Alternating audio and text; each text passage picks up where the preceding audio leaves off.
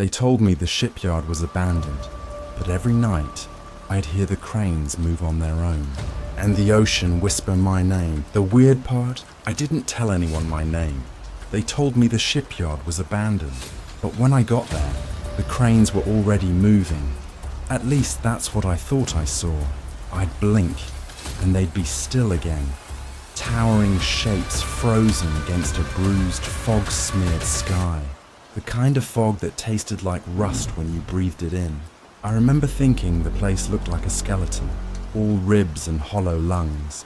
Broken hulls, twisted rails, corroded bolts clinging to nothing. Quiet. Too quiet. That's what I wanted. Quiet. Somewhere the past couldn't follow. The company, if you can call it that, found me online. A vague listing, overnight maintenance, remote shipyard. Good pay, no supervision, no interviews, no background checks. Just a message telling me where to go and that payment would be handled weekly. It sounded like a scam, honestly, but I was desperate. I'd lost my job 2 months earlier after... Well, I don't want to get into that. Let's just say I needed to disappear for a while. When I arrived, the gate was unlocked, chain rusted through. There was no one to greet me, no trucks, no footprints in the mud. Just a tiny prefab office with one flickering light bulb and a note on the desk. Welcome, Elias. Keep the generators running. Do not stay past midnight. At first, I laughed. I thought it was a prank. Who even writes notes like that anymore? But when you're standing in the middle of a dead shipyard with fog swallowing the horizon, jokes don't land the same. The first night passed quietly enough. The generators groaned, the sea lapped against the docks, and the metal cranes creaked in the wind. I told myself the noises were just the ocean breathing, but sometime after 2 a.m. I heard something else. A voice, not clear, not even loud, just there, like someone humming underwater. It came between the generator's rhythm, like a whisper threaded through machinery. I remember freezing, holding my breath, thinking maybe I was just tired. But then it said my name. Elias. Soft. Close. I spun around so fast my flashlight slipped from my hand and cracked against the ground. The beam rolled across the concrete, catching nothing but empty docks and the faint shimmer of water. My heart was pounding, but the air stayed perfectly still. I didn't sleep much after that. The next morning, I told myself I'd imagined it. Sleep deprivation, isolation, maybe even some generator feedback. That's what I said. But when I replayed the sound in my mind, it didn't feel mechanical. It felt human, like someone calling to me from beneath the waves. Still, I kept working. I'm not proud of it, but I needed the money. Every night I checked the generators, tightened bolts, marked readings. Routine kept me sane. Routine makes you forget. Except I couldn't forget, because every night around the same hour I'd hear it again. Always faint, always from the direction of the water. Sometimes just my name, sometimes something else, something that almost sounded like a question. And sometimes I answered. I didn't mean to. It just slipped out. A whisper, a what? Or who's there? But once you start responding to things you can't see, it changes you. It opens something. I told myself I wasn't scared, but that wasn't true. Fear isn't always screaming and running. Sometimes it's quieter, like holding your breath for too long because you don't trust what you'll inhale next. A few nights in, I thought I saw movement near Dock 4. A silhouette, maybe. A person walking along the edge. But when I blinked, it was gone. I convinced myself it was a trick of the fog, or maybe my own shadow warped by the floodlights. Except the lights weren't on that night.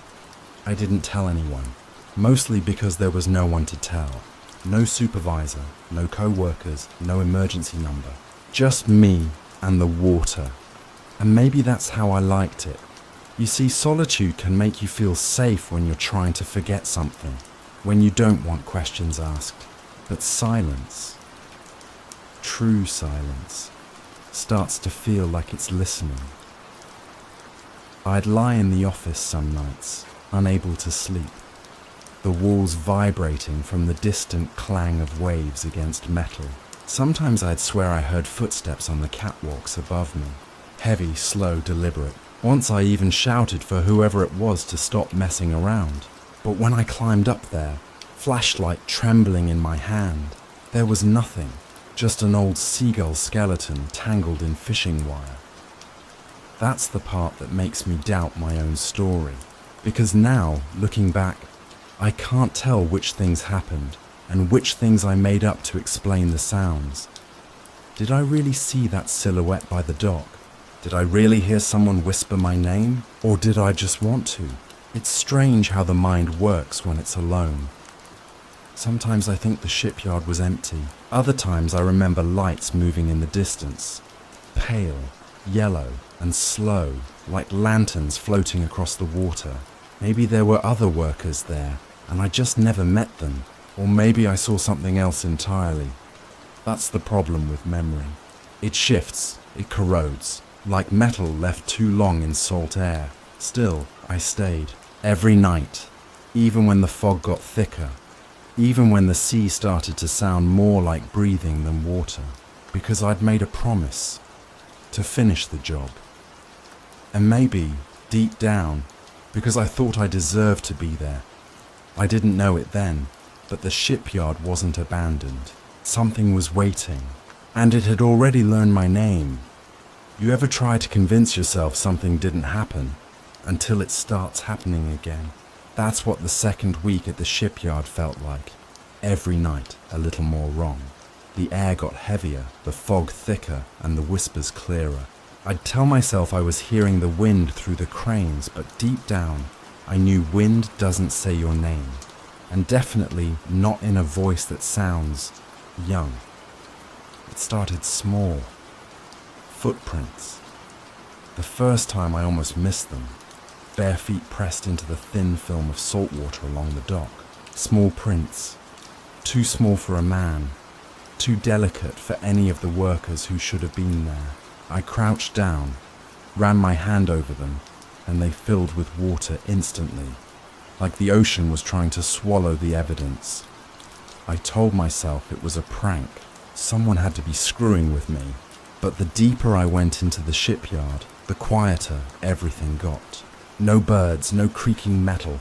Even the generators felt muffled, like the whole world was holding its breath. Then, one night, I saw her. It was just past midnight. The fog was moving like smoke, and the docks looked like they were floating on clouds. I was doing my rounds when I noticed a shape standing in the dry dock. Tall shadows stretching from the floodlight behind me. She stood ankle deep in stagnant water, her hair plastered to her face, her arms hanging limp at her sides. I froze. She didn't move, didn't speak. "Hey!" I shouted, forcing my voice to sound braver than I felt. "You're not supposed to be here!" Nothing. I took one step forward, the sound echoing across the dock. The figure tilted her head slightly, just enough for the light to catch her face. Eyes wide open, mouth slack, skin pale as sand. And then she was gone. No splash, no footsteps, just empty water. I told myself I imagined it. I had to. Maybe it was fog refracting light. Maybe my brain misfired. But when I climbed down into the dock, I found something floating in the water. An old torn ribbon. Sea green, frayed at the ends. I kept it. I don't know why. Maybe I thought I'd prove she was real. Maybe I already knew she was. The next day, I searched the office, looking for anything. Records, logs, something to tell me who might have been here before. There was one ledger tucked behind a file cabinet, its pages swollen with damp. I flipped through it, dates fading to nothing. Names blurred until one line stood out. Marin Lawn, dockhand, missing, July 1994. The ink bled where someone had underlined missing. I don't remember breathing for a full minute after that. The air just left. I kept telling myself it was coincidence. Maybe someone else wandered through here. Maybe those prints weren't hers. Maybe I didn't actually see her at all. I even tried talking out loud while I worked to drown the whispers. It helped for a while, until the third night. That night, I heard crying. Soft, broken sobs coming from beneath the dock. The kind of crying you try to muffle so no one knows you're there. I grabbed my flashlight and leaned over the edge, scanning the black water. Marin. I don't even know why I said her name. It just slipped out, like my tongue already knew it. The crying stopped. Then came the bubbles. Just a few at first, then dozens, breaking the surface in a circle right below me. I stumbled back, my flashlight slipping from my grip again, beams spinning across the planks. And in that split second of flickering light, I saw her face under the water, eyes open, lips blue, hair floating like seaweed. I ran. I don't remember reaching the cabin. I don't remember locking the door. I just remember the sound, the slow, deliberate knocking, 3 times, not frantic. Calm. From underneath the floorboards. I sat there until dawn, holding the ribbon in my hand, my breath fogging the window. The next morning, I told myself it couldn't have been real. I even laughed, said it out loud just to make it sound smaller. You didn't see anything, Elias. You're tired. You're hearing things again. Again. That word slipped out before I realized it. I froze because I told myself I left all that behind. The voices, the sounds that used to come before things went wrong. But maybe they hadn't stopped. Maybe they just moved with me. The 4th night, I found the water pump running even though I'd switched it off. A trail of wet footprints led from the dry dock to the office. I followed them with the flashlight, my chest tightening with each step. They ended at my door, bare, small and fresh, and then they vanished, not faded, not dried, gone, like whoever made them had been standing there a moment ago listening. That's when I started talking to her. Not out loud, not at first, just in my head. Questions I didn't want to ask out loud. What do you want? Why me? Sometimes the ocean answered. Sometimes it was just the wind. But one night, while I was recording the generator's hum trying to capture proof of something, the tape picked up a voice. Behind me, a whisper. You came back. It wasn't a question. I replayed it over and over until sunrise, every nerve in my body burning. And yet, even now, part of me wanted to believe it. Because when you've done something unforgivable, hearing someone, anyone, call your name feels like a kind of mercy. But the ocean doesn't forgive. It remembers, and Marin Lawn wasn't done remembering. They say isolation makes you hear things, but what if isolation just clears the noise long enough to let you finally hear what's always been there? That's how it started, the blurring. By the 3rd week, I couldn't tell when the nights ended and the mornings began. The fog swallowed the sun whole, and my clock stopped working on its own. The hands just froze at 12:03 midnight maybe, or maybe it never stopped being midnight after that. I started recording myself, audio logs like proof that I was still sane. Each night I'd sit by the generator and talk into my tape recorder. Day 12, I'd whisper, maintenance check complete. Still no sign of anyone else. I wanted a record, something to keep me tethered. But when I played the tapes back, there was always another voice. Not loud, more like an echo layered beneath mine. I'd say, all quiet tonight, and underneath, barely audible, I'd hear it breathe. Liar. I deleted the first few recordings, but after a while, I stopped trying to hide it. It was part of the shipyard now, or maybe part of me. The wet footprints came back too. Only this time, they didn't lead to my door. They started from it. I woke one morning to find the office floor glistening, water pooling beneath my boots, The door was open just slightly and the air smelled like salt and rust. When I stepped outside, I saw it. The trail leading down to the dry dock. Same small bear prints as before. But this time, they weren't fresh. They were bleeding. I followed them anyway. I had to. The fog was so thick it swallowed my flashlight's beam within inches. I walked slow, each step echoing, the sound too loud in the emptiness. I thought about calling her name again, Marin, but I didn't trust what would answer. At the dock's edge, I found the rope ladder hanging into the pit. The water below shimmered dark and still. I should have turned back. But then I heard it again. That voice from beneath the water. Only now it wasn't crying, it was laughing. That laugh followed me down the ladder. The air grew colder the lower I went. My boots splashed into knee-deep water, and the flashlight flickered. The sound of dripping metal echoed all around, rhythmic, almost like breathing. The walls of the dock were slick with algae, and somewhere deeper, water was moving. Slow, deliberate, like something alive. And then I saw them. Wet handprints along the wall. Small. Pale. Leading into the maintenance corridor that ran beneath the dock. I didn't even know it existed until then. The hatch had always been sealed shut, but now it hung open, rusted bolts torn free. I remember whispering, "How?" Then the lights cut out. For a heartbeat, there was only black water and my own pulse thundering in my ears. And then a whisper, right next to me, Elias. It wasn't coming from behind or above. It was inside the corridor under the water. My body moved before my brain did. I dropped the flashlight and waded in, water climbing to my waist, then my chest. I tried to keep breathing, but the air was thick, heavy, and wrong. Every sound seemed too close, too personal. "Who are you?" I yelled, though I already knew. No answer, just that faint, warped laughter again, bubbling up from below. I turned to climb back out, but the ladder was gone. I swear it was gone. I shone my light where it should have been and saw only wet wall and shadow. That's when panic took over.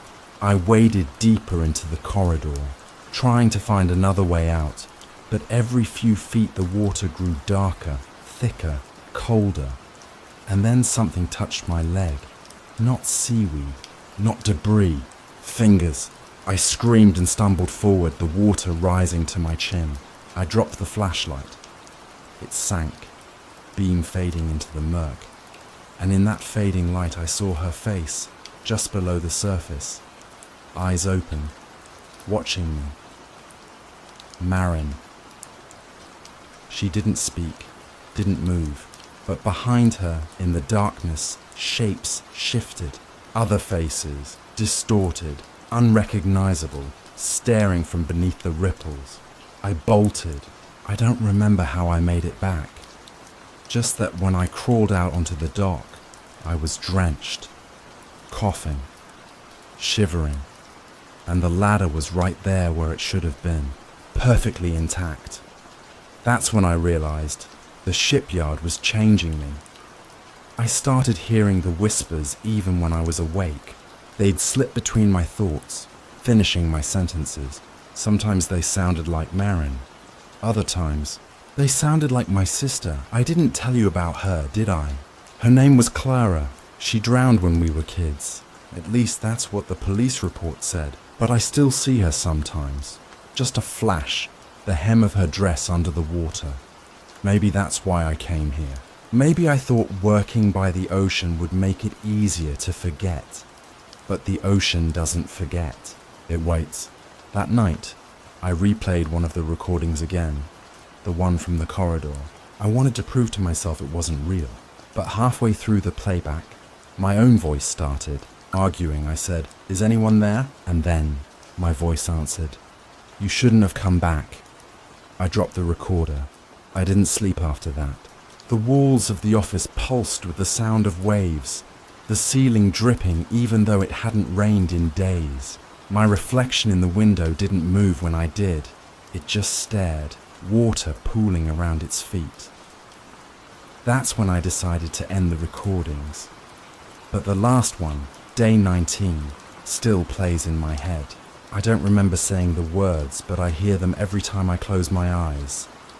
She's not the one drowning. And then, static. I don't know what it means. I don't want to, but the tide's been higher lately, creeping closer to the office door each night. The whole shipyard groans now, like it's sinking inch by inch. I keep telling myself I'll leave. Tomorrow. Just one more night to pack my things. But when I stand at the water's edge and listen, I can hear them again. The voices under the tide, and somewhere in there, I swear I hear my sister whisper back, "Stay." You ever wake up and realize the world sounds heavier, like the air's soaked with something it shouldn't be? That's how the last night began. The rain wasn't falling anymore. It was pouring upward, or at least that's how it looked through the window. Sheets of water sliding against gravity, dragging fog with them. Every surface dripped, every pipe moaned. The shipyard was drowning, and I was the only one left to watch. I don't even remember lying down the night before. One moment, I was staring at the recorder on my desk, promising myself I'd leave in the morning. The next, I was standing knee-deep in water, flashlight flickering, sirens blaring somewhere far beyond the fog. The tide had swallowed half the yard. The cranes leaned like drunk giants, their metal arms groaning as the wind shoved them. The ocean was no longer behind the docks. It was inside them. I told myself it was just a storm. But then I heard her voice again. "Elias." I turned toward the sound. She was standing on the dock, barefoot, soaked, hair plastered to her face. Marin, or what was left of her. Her eyes reflected the floodlights, hollow and endless. I wanted to run, but my legs refused. All I could do was whisper, "Why me?" She tilted her head. Then she smiled. Faint, almost kind. "You came back." The words hit like cold water. Back? I'd never been here before. At least I didn't think I had. But then the smell of salt filled my mouth. And suddenly, I wasn't in the shipyard anymore. I was on a pier. Years ago, the wood was slick, the night alive with the hum of crickets and the crash of waves. A girl's laughter, my sister's, echoed somewhere behind me. She was 14, all light and motion, spinning near the edge of the dock, saying, "Bet you can't catch me." I shouted something back, I don't remember what, and then she slipped. The splash, the scream, the silence after. I remember the flashlight falling from my hand, same as it always does. The beam spinning, catching her face for one terrible second before it vanished beneath the water. And then, me, standing there, doing nothing. No, that's not right. I didn't just do nothing. I took a step back. That's what I never told anyone. Not the police, not my parents, not even myself. I let her drown, because I was angry, because she was laughing when I wasn't, because part of me wanted her to stop. And when the water closed over her head, I said her name once, just once, and then walked away. The sound of the waves snapped me back. The shipyard was shaking now, the storm howling like an animal. Marin, or maybe Clara, I couldn't tell anymore, was still standing on the dock, motionless, eyes fixed on me. "You're not her," I said. "You're not Marin," she didn't answer, just stepped closer, one bare foot pressing into the rising water. That's when the floodlights blew out. Darkness, thunder, a rush of wind that felt like breath against my ear.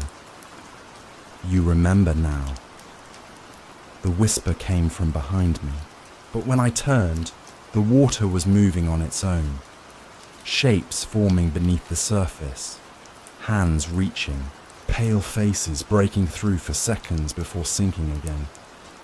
I stumbled backward, tripping on a rope coil, my head slamming against the railing. The world spun, and in that dizzy blur, I saw them. Not ghosts, not strangers. Me, dozens of versions of myself, half submerged, watching, their mouths open but silent. Each one looked older, thinner, more eroded, like time itself had been chewing on them. "Stop!" I shouted. "Stop, I get it." But the voices didn't stop. They rose in a single roar.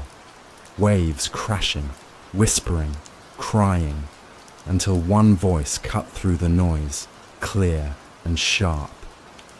"You're the one who drowned, Elias." I dropped to my knees. The water reached my chest now, icy and rising fast. My lungs ached, my eyes burned.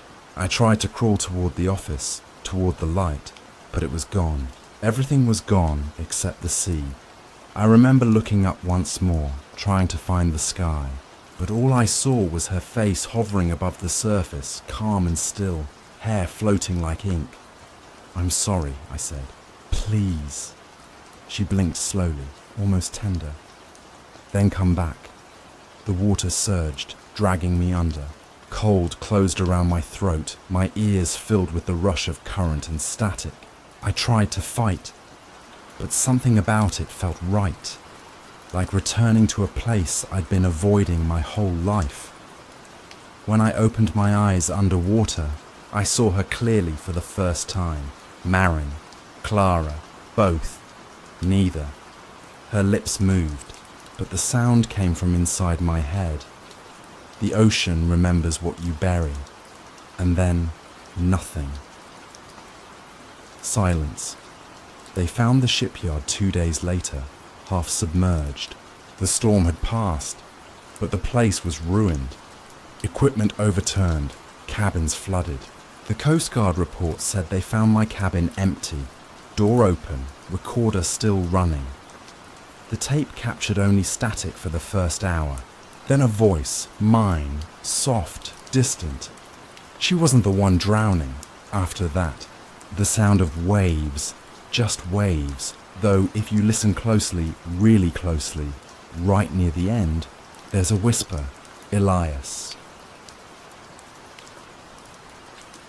Story number... It's funny. People keep asking why I don't fish anymore. I tell them the sea changed that night, but the truth is, the sea didn't change. We did.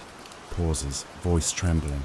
And before you judge me, you need to understand, I wasn't supposed to pull it out of the water. I wasn't supposed to see it blink. You ever hear something breathe underwater?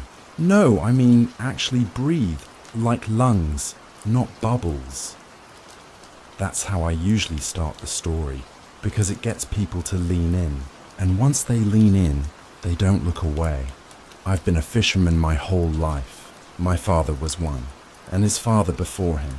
We grew up by the water, a small coastal town that smells of salt, diesel, and secrets. The kind of place where the tide decides when you wake up and when you go to sleep. Folks here say the ocean's got moods, and that if you stay long enough, you start to catch 'em too. I used to laugh at that. I don't anymore. The night it happened, the sky was cloudless, no wind, no sound, but the slow, lazy slap of waves against the hull. My brother Liam was with me like always. He's younger by 3 years but louder by 10, always singing, tapping his fingers, making everything a song. I like that about him. The sea can be quiet in the worst kind of way, and his voice kept it human. We set out just before midnight. It was supposed to be a short run, just a few miles out past the ridge. The radio chatter earlier that week was full of strange talk. Sonar readings near the trench, shapes that didn't fit the usual patterns. People said it was a glitch, a school of tuna, maybe even a submarine drifting too close. But Liam had that grin on his face, the one that meant trouble. "Come on," he said. "What if it's something no one's seen before?" I remember laughing, saying something like, "Then it's probably better off staying unseen." But he didn't listen. He never did. Out on the water, everything looked wrong, too calm, the kind of calm that presses against your eardrums, like the air's waiting for something. Even the gulls had stopped following us. Liam joked about it. Guess they heard what we're after. But there was a tremor in his voice he tried to hide. I caught it, though. I always do. We dropped the nets a little after 1. The water swallowed them clean. No drag, no resistance. The kind of cast that makes you think the sea's empty all the way down. We waited. 30 minutes, maybe 40. Liam smoked, humming something low. I stared out at the horizon, that endless black split only by the blinking red of the buoy lights. Then it happened.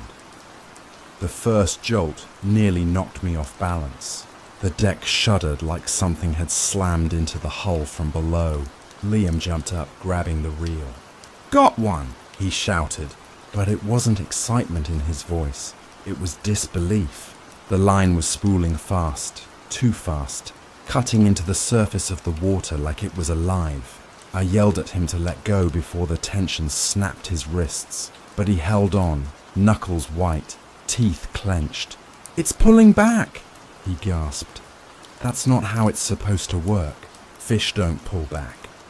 The winch started to scream, metal grinding against metal.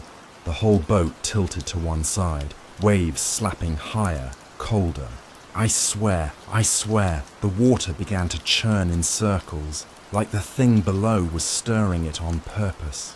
I could hear the net tearing somewhere deep, and then something moved, heavy, slow, dragging against the hull. We didn't speak for a full minute, just the sound of the rope tightening, groaning under weight no net should bear.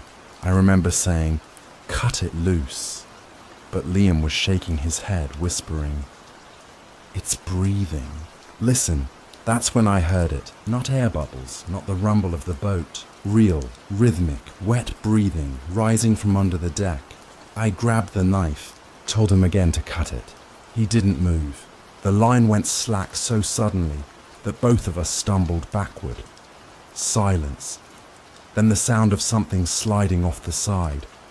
Long, slow, wet, like a hand dragging down wood. We never pulled it up all the way. That's what I tell people. That's the truth I give them. But here's the part I leave out. After it went quiet, I walked to the edge of the boat. The water was flat again, black glass. No sign of the net, no bubbles, no fish. Liam was staring down too, whispering something I couldn't make out. Then he looked at me, eyes wide, pupils blown out like he'd seen a ghost. "Did you see that?" he asked. I told him no. I didn't see anything, but I did. Just for a second. A shape, pale and long, folding in on itself beneath the surface. We pulled anchor and left fast. Neither of us said a word the whole ride back, but I couldn't stop hearing that sound. The breathing. Faint, like it was under my boots, beneath the deck, following us home. That was the last normal night we ever had. Sometimes, when I can't sleep, I swear I hear it again. A scrape, soft and patient, against the bottom of my houseboat, like it's trying to find its way back, and maybe it already has. Everyone keeps asking why I deleted the video. But tell me, what would you do if your brother filmed something that shouldn't exist? That's what I said in my first upload about it. People thought I was joking. Clickbait.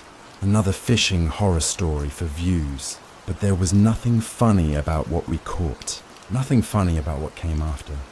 Liam didn't sleep that night. I remember waking up to the glow of his phone, the faint sound of replayed video, over and over, the soft whir of the reel, then the thud, the splash. He was whispering to himself. I told him to turn it off, but he said, "Look, just once more. You'll hear it too." I didn't want to, but I did. The clip was only 13 seconds long. It started normal. Water rocking, net in the frame, Liam laughing. Then the camera dipped toward the deck. Something pressed against the mesh from underneath, pushing it up like a trapped lung. The net tightened, and for one frame, I swear I saw it. Fingers, not fins. 5 long, bone-white fingers slipping between the knots. When I looked up, Liam was already staring at me, his face pale. "It's human," he whispered. I told him, "It's a trick of the light, a seal maybe, something caught wrong." But even then, I didn't believe myself. He said he wanted to go back out there. "Just once more," he kept saying, like the phrase meant something. He wanted proof, better footage, something solid. I told him we were done. The engine had been making strange noises anyway, like there was sand in the gears. That morning, I went to Captain Ray at the docks, told him we might have snagged debris or wreckage near the trench. He just grunted, eyes never leaving his coffee. "That area's cursed," he said. "Been that way since before my time." Then he looked up at me. "You boys didn't drag anything home, did you?" I laughed. I wish I hadn't. When I got back to the boat, Liam wasn't there. The nets were still out, dripping in the sunlight. His phone was sitting on the edge of the railing, video open. The thumbnail froze on that same frame, those fingers. I hit play, but the footage was gone, replaced by a black screen. Just audio this time, the sound of water lapping, a heartbeat-like rhythm, and something faint beneath it. A voice. At first I thought it was Liam, muffled, distorted. But the longer I listened, the more I realized. It wasn't speaking English, or any language I knew. The cadence was wrong, like someone trying to imitate speech but not quite getting it right. When he came back that evening, he was quiet, didn't mention the video, didn't mention the sea, just sat on the deck with a beer, staring out where the horizon met the dark. I wanted to ask where he'd gone, but something in his eyes told me not to. Later that night, we heard it again. The scraping, not from under the hull this time, from inside the nets, piled on the dock. I remember walking toward them with the flashlight, my hand shaking. The beam caught movement, tiny droplets falling from a tangled mass of rope and kelp. I reached out and pulled. Something wet slid free. A torn piece of mesh, stretched around what looked like skin. Pale, translucent, too smooth. Liam stepped beside me. "It's still down there," he said, voice flat. "It's following us. We didn't sleep."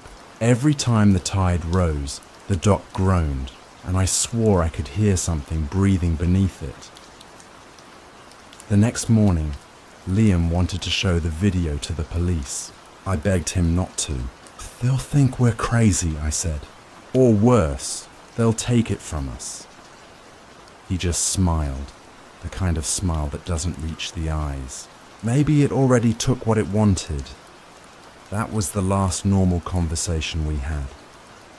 By the end of that week, half the town was talking about strange sonar readings again. Nets going missing, boats drifting unmanned.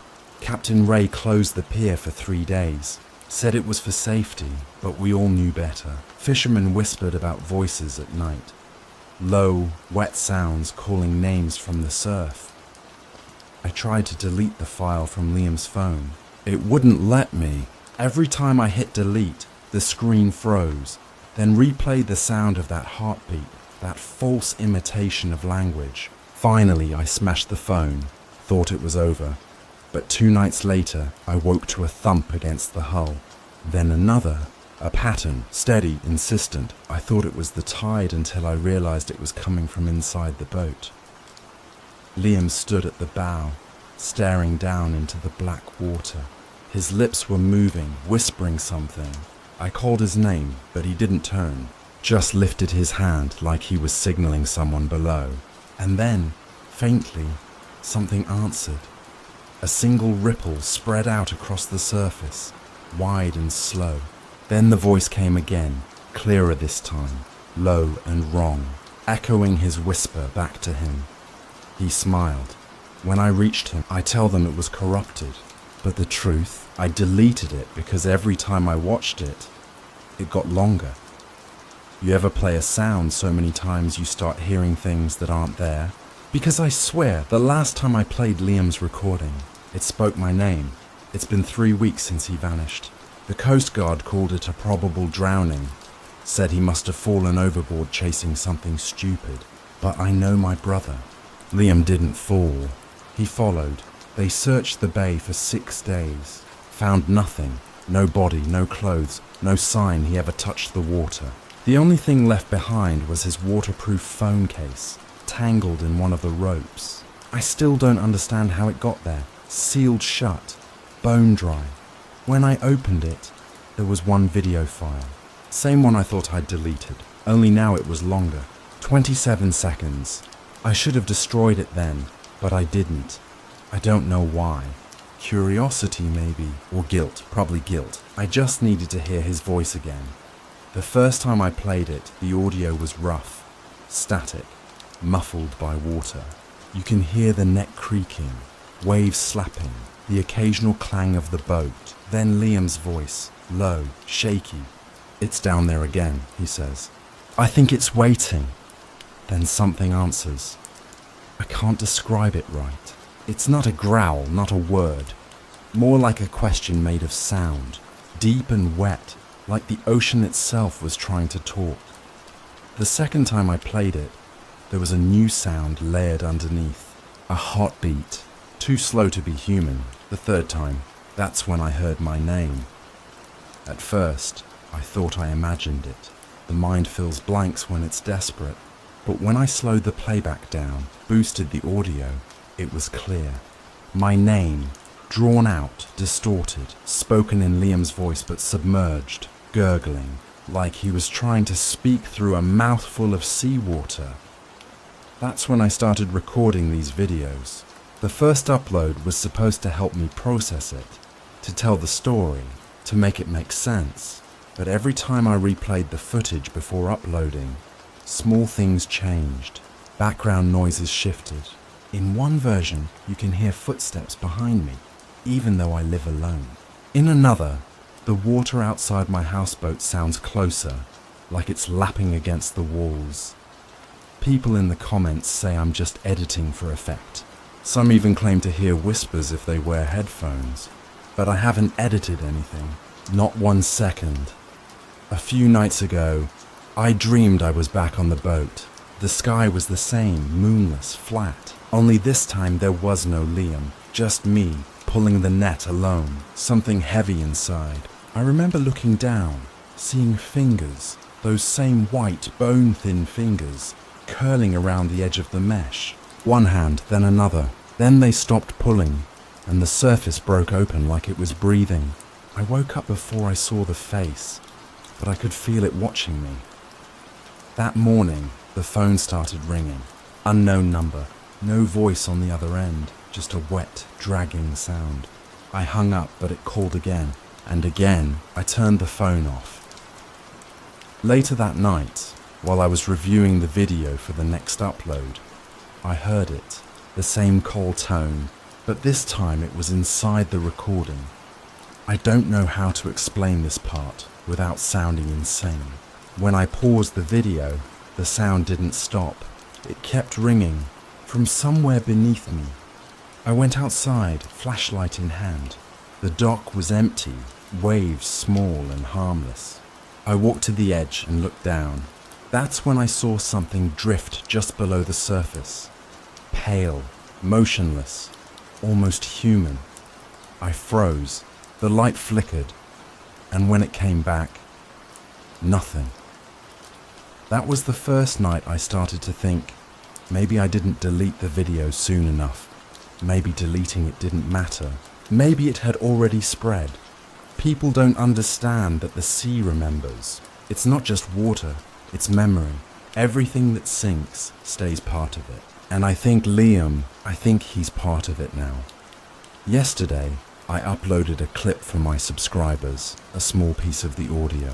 I told them it was fake, just an experiment in sound.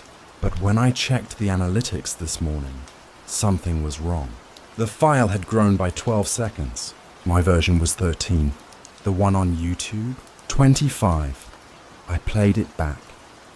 Halfway through, the static clears, and you can hear breathing, slow, wet, deliberate. Then a voice, not quite Liam's, but not anyone else's either. "I'm still here." The video glitched right after that. Frame by frame, I could see something behind me. Tall, slick, pale like fog, standing in the reflection of the window. But when I turned around, nothing was there. I haven't uploaded since. I barely sleep. Every time I close my eyes, I hear the reel turning, the net tightening, the scrape against the hull. I keep thinking about the last thing Liam said before he disappeared. It's looking at me. I think I finally understand what he meant. It's not looking at us. It's looking through us. And if you're hearing this now, maybe it's already found another way to see. I thought he was gone. But last night, Liam came home. I don't know why I started filming again. Maybe because saying this out loud makes it feel less real. Or maybe because some part of me wants proof. Proof that I'm not losing my mind. Proof that I didn't see what I think I saw. It's been 5 days since the video glitched. 5 days of silence from the sea. No knocking, no scraping, no phantom calls in the night. I almost convinced myself it was over until I found the boots. They were sitting outside my door this morning. Liam's. Same mud stains on the toes, same frayed laces, only they were wet, inside, dripping seawater as if he'd just stepped out of them. I didn't touch them, just stood there staring until I noticed the puddle trailing off toward the dock. That's when I heard the first knock, slow, dull, from beneath the boards.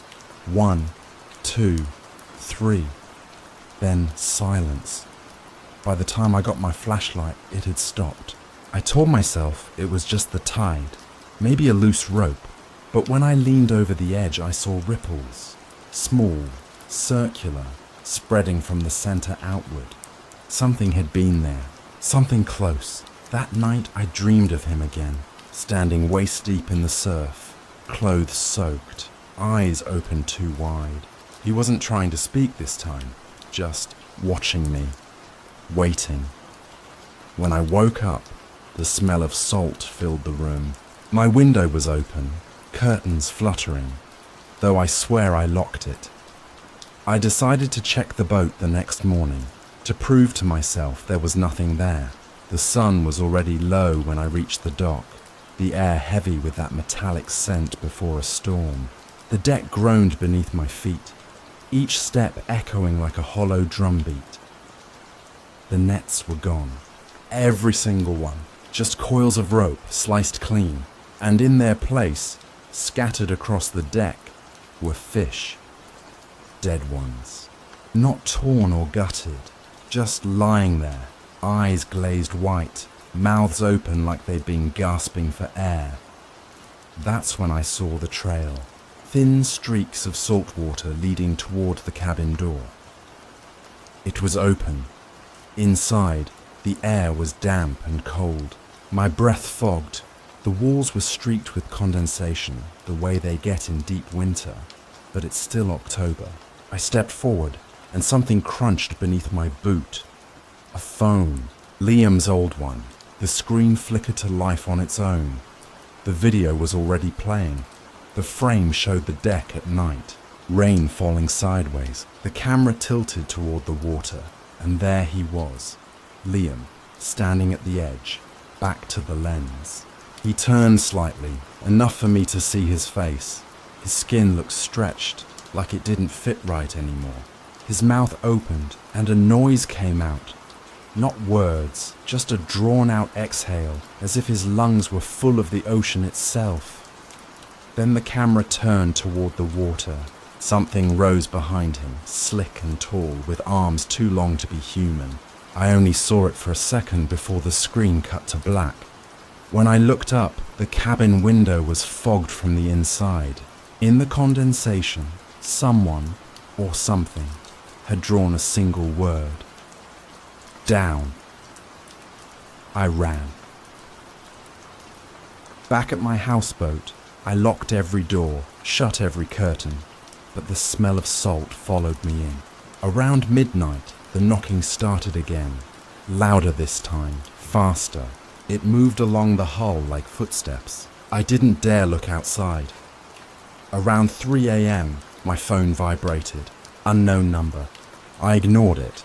Then it buzzed again, and this time it wasn't a call. It was a video notification. Liam uploaded a new file. I opened it. The screen was dark, but I could hear waves, close and restless. Then the camera shifted, showing my dock, my house, the exact view from the shore outside. My voice caught in my throat. The clip ended with a hand, pale and dripping, reaching toward the lens. I dropped the phone.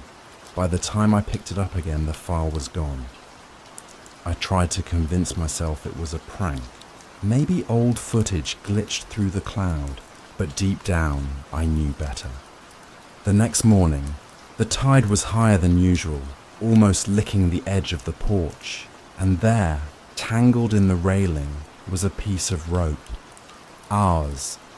The same kind we used on the... This isn't live. I scheduled the upload last night, October 16th, 3 a.m., right before the tide rose. If it's online now, that means the sea took what it wanted. I just hope someone listens long enough to understand. I'm sitting on the floor of the cabin, phone balanced against the wall.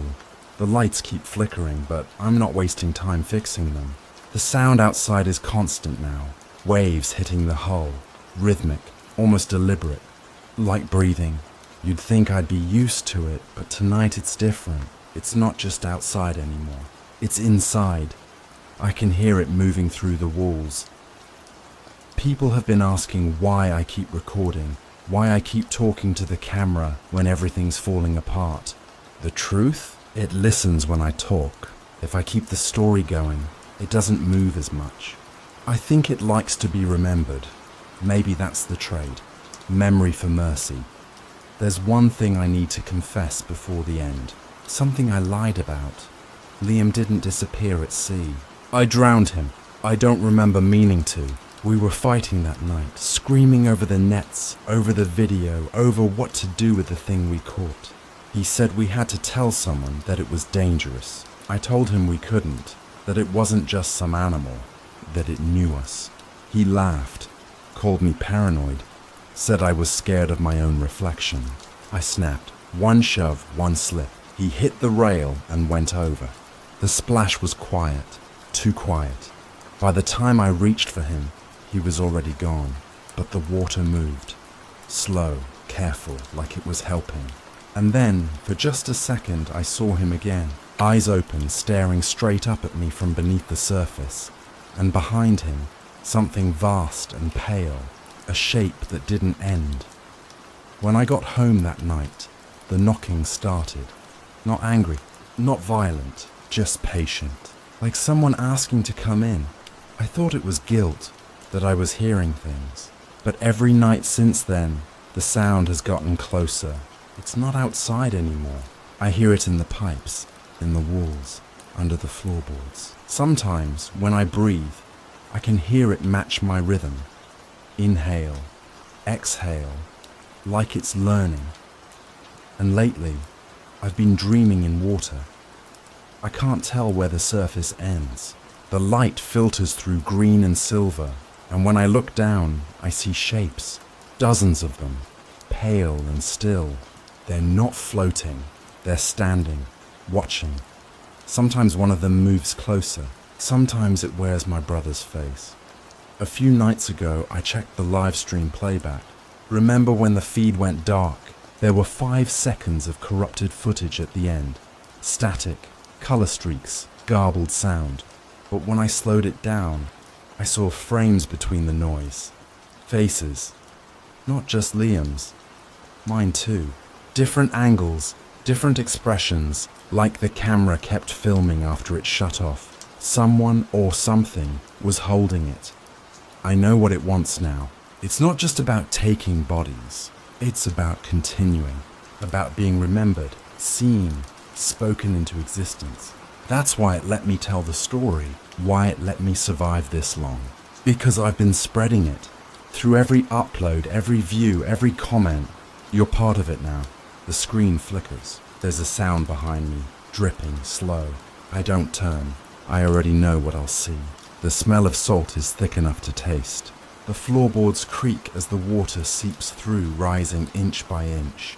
I can feel it soaking into my jeans, cold and alive. I keep talking because if I stop, it'll mean I've accepted it. I pressed my palms to my ears, desperate, but it didn't help. "Stop it," I whispered. "Please stop it." And the worst part, it listened. The sound didn't fade. It paused, like it was waiting for me to say something else. I stumbled to my feet, staggering through the snow, following the blood patterns as though they were directions. They twisted and crossed, endless loops, but every turn brought me back to camp, back to the empty fire, back to the silence. That's when I started talking to myself, out loud, just to drown it out. "Ellis is fine. He walked off. He'll be back. Wolves don't take people. Wolves don't laugh. Wolves don't..." But my own voice faltered, because I remembered what I'd seen at the tree line that night, a shape too tall, too steady, vanishing before I could name it. Maybe Ellis hadn't left. Maybe he'd changed. I don't know how long I wandered like that. Hours? Days? The sky never shifted. Grey bleeding into black, black bleeding back into grey. Time didn't matter. The only thing that mattered was the sound of boots in the snow. Here's the part that still wakes me up at night. Sometimes the crunch wasn't mine. I'd freeze, hold my breath, and behind me, one more step. Then silence. I'd turn, lantern shaking in my hands, and see nothing but the field of white, unbroken, stretching on forever. But when I looked down, new prints. Right behind mine, I started running. I don't know where, I just ran. My lungs burned, my legs screamed, but the tracks chased me. Not paw prints anymore. Boots. My boots. You understand what I'm saying? The snow showed me walking in front of myself, as if I were chasing my own shadow. I collapsed when my body couldn't take it anymore. Face pressed to the snow, chest heaving, tears freezing on my skin. And that's when I heard it. Ellis's voice. Soft. Close. You believe me now, don't you? I whipped my head around, searching, but no one stood there. Just the snow, just the blood, just the spirals curling wider and wider across the valley, as if some hand kept drawing while I blinked. I wanted to scream. I wanted to beg, but the howl rose again, drowning me. And in that moment I understood. It wasn't wolves. It never was. The Wrangell Black Wolves were just the name we gave it. The mask we put over something older, something that doesn't kill flesh, something that eats thought. Ellis hadn't disappeared. Ellis had been taken, not his body, his shadow, his mind. I stumbled back to the campfire pit, dropped beside it, clutching my rifle, though I don't remember when I picked it up. My gloves shook against the stock. "If you're watching this," I whispered, speaking to no one. I didn't mean it. I swear I didn't. The words tasted like confession. Maybe I pulled the trigger. Maybe Ellis bled into the snow, and I chased his ghost around in circles until the wolves laughed me hollow. Or maybe he was never Ellis at all. Maybe he was the bait, the voice guiding me deeper, the hook in my skull. I don't know anymore. But I do know this. I'm not alone. Not even now. The spirals never stopped growing. I see them every time I close my eyes. Blood on the snow, endless, curling into shapes I can't read. And at night, when the wind dies and the valley holds its breath, I hear him. Not the wolves. Him, Ellis. Laughing. And I don't know if he's laughing at me or through me. So if you're listening, if anyone's listening, you believe me, don't you? You have to. Because if you don't, if you call me a liar, if you say it was just the cold or the dark or the madness, then it means they've already won. And if they've already won with me, they'll find you next. You'll hear the howl. Not outside, not in the woods, but between your ears. And once it starts, it never ends. Just like the footprints, just like the blood on the snow. Story numbers 06. They told me the caves were empty. But when I crawled inside, I swear I heard my own name echoing back. The thing is, no one else was alive down there. You're not supposed to hear screaming in a place where sound can't even travel. But that's the first thing I remember. That sound, pressed deep inside the walls of ice, like someone had been trapped there for centuries. Still alive, still begging. I should start at the beginning, right? That's what people want. An introduction, an explanation. But the truth is, I don't remember agreeing to any of it. One day I was in Seward, walking past the harbour where tourists buy their overpriced crab cakes. And the next, I was staring at Eli across a cracked wooden table, his voice low, almost hypnotic as he said, "You've been chosen." That word, chosen. It sounded holy, like he wasn't asking me to come. He was telling me I had no other option, and I didn't fight it. Maybe I should have. Maybe that's where I went wrong. Eli wasn't like other people. He had this recklessness about him, the kind of charm that made you believe he'd walk straight into hell and drag you with him. And somehow you'd thank him for the ride. He was the one who planned the expedition into the ice caves of Mount Marathon, said the caves weren't mapped properly, that the glaciers were shifting, and inside there were passages no one had seen before. He wanted proof. He wanted glory, and he wanted me to follow. Why me? That's the part I'm still not sure I want to admit. I told myself it was curiosity, that I wanted adventure, or that I wanted to see Alaska from beneath its skin instead of above it. But no, that's not the truth. The truth is messier, uglier, and you wouldn't believe me if I told you. So let's leave it at this. I had a reason. We set out at dawn.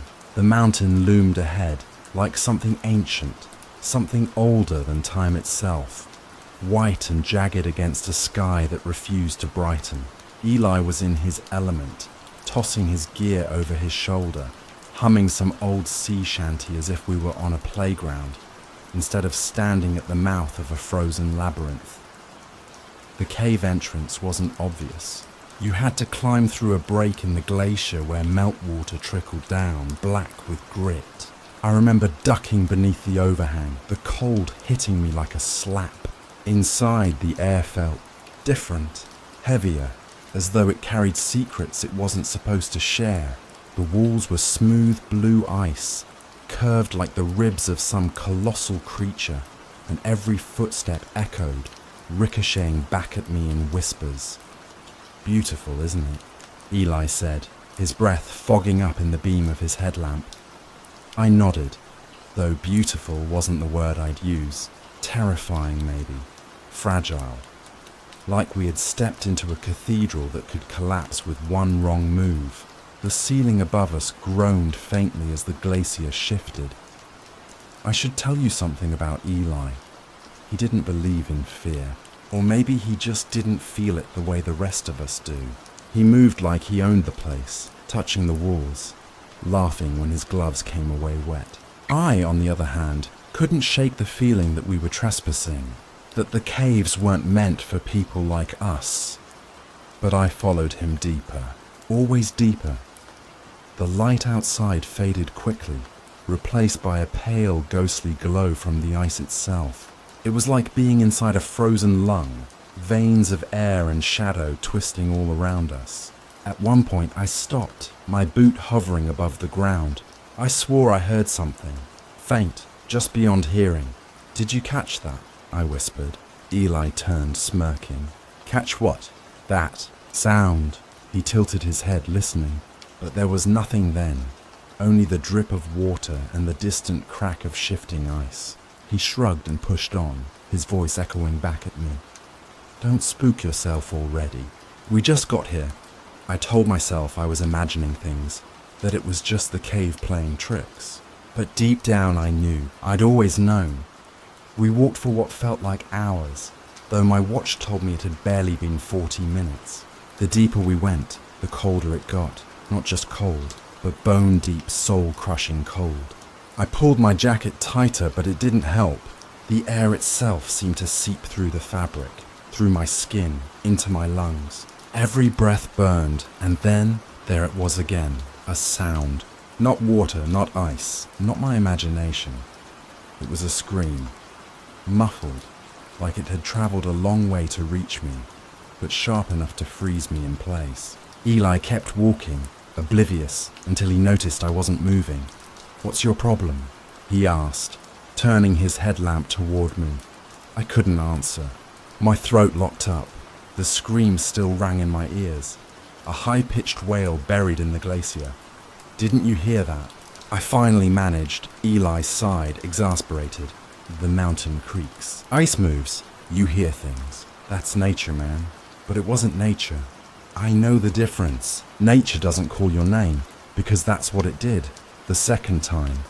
Clear as day, the sound came again, higher, sharper, and woven into it, I heard it. My own name, stretched and distorted, bouncing through the tunnels. I staggered back, my hands pressed against the ice, as if bracing myself against the voice itself. Eli laughed. "Jesus, you look like you've seen a ghost. You're pale as the damn walls," I wanted to tell him. I wanted to confess what I'd heard, but something inside me stopped.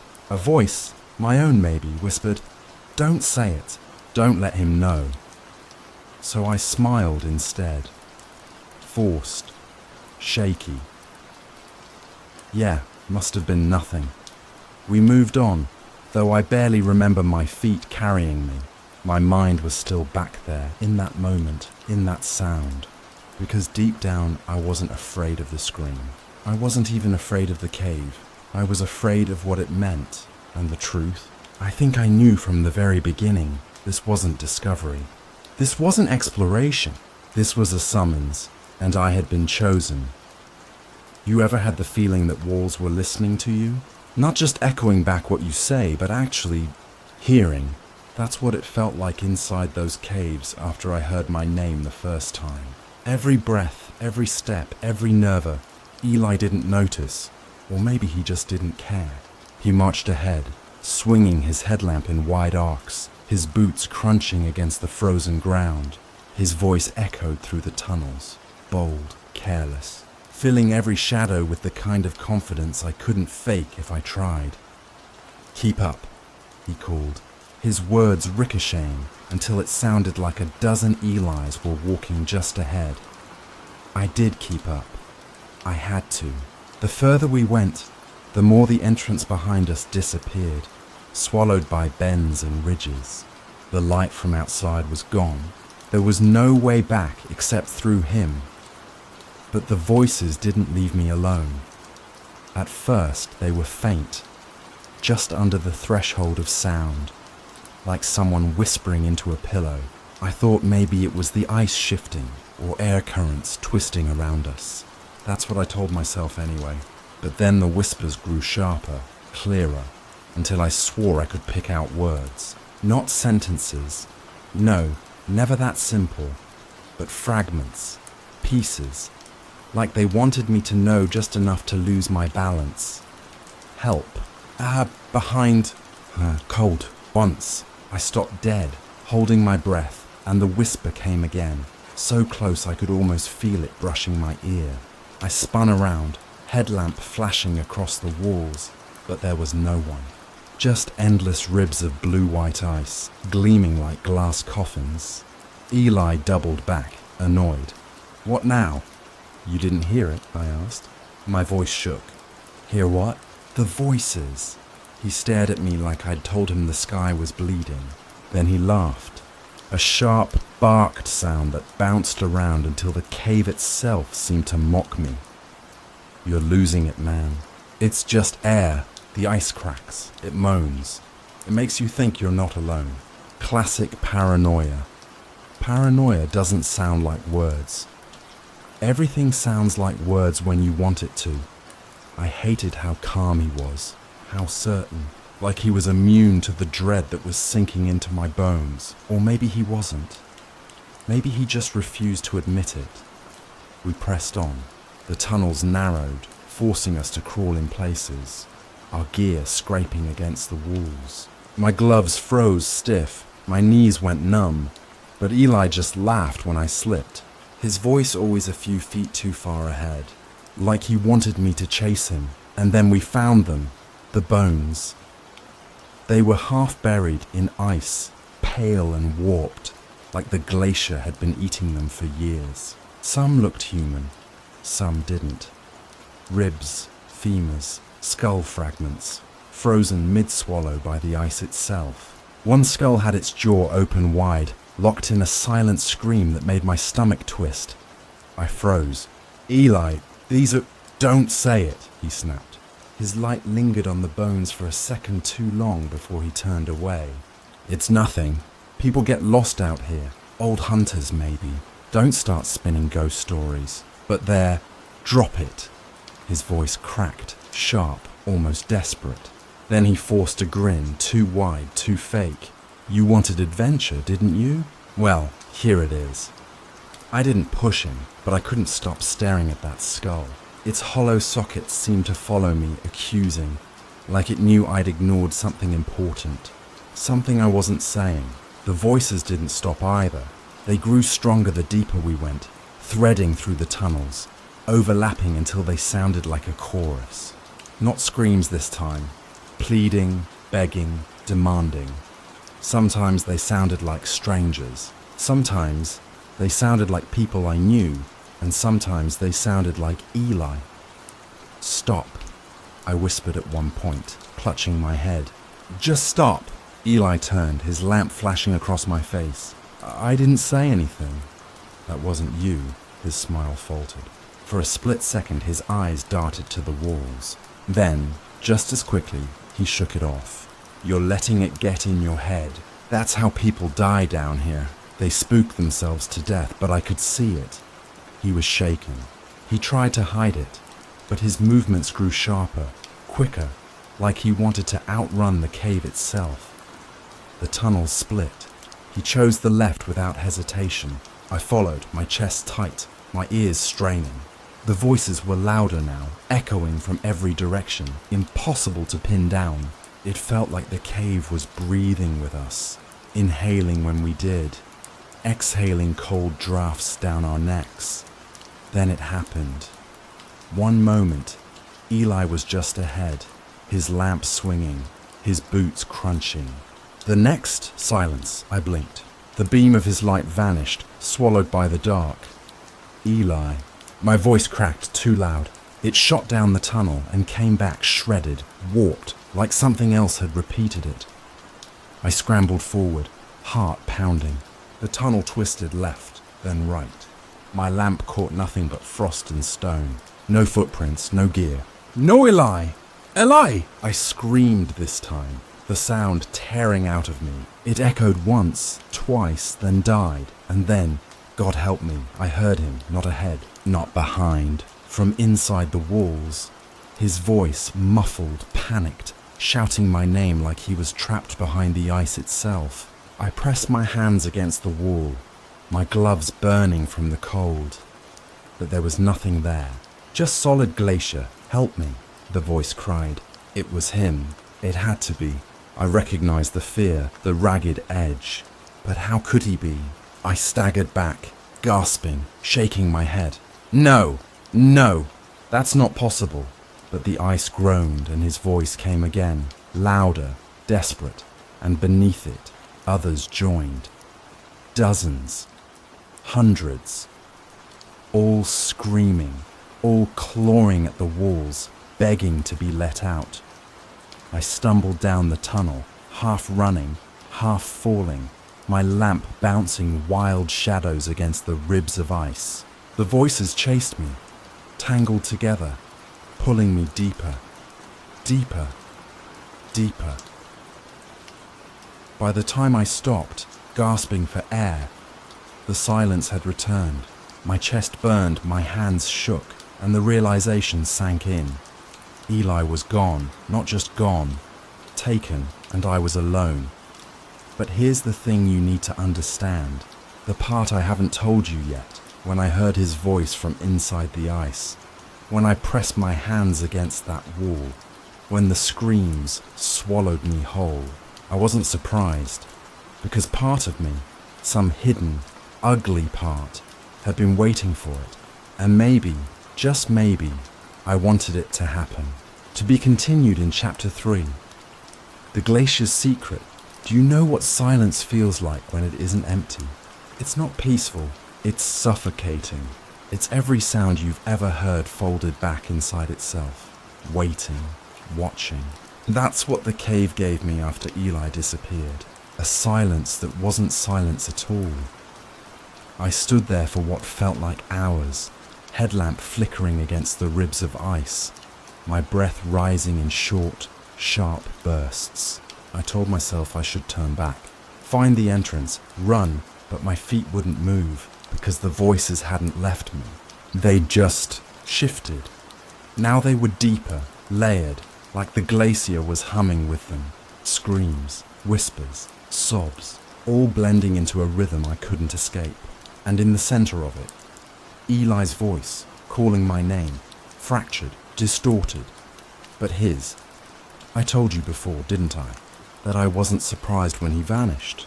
That part of me was waiting for it. Maybe this is the time I should admit why. I didn't go into that cave for adventure.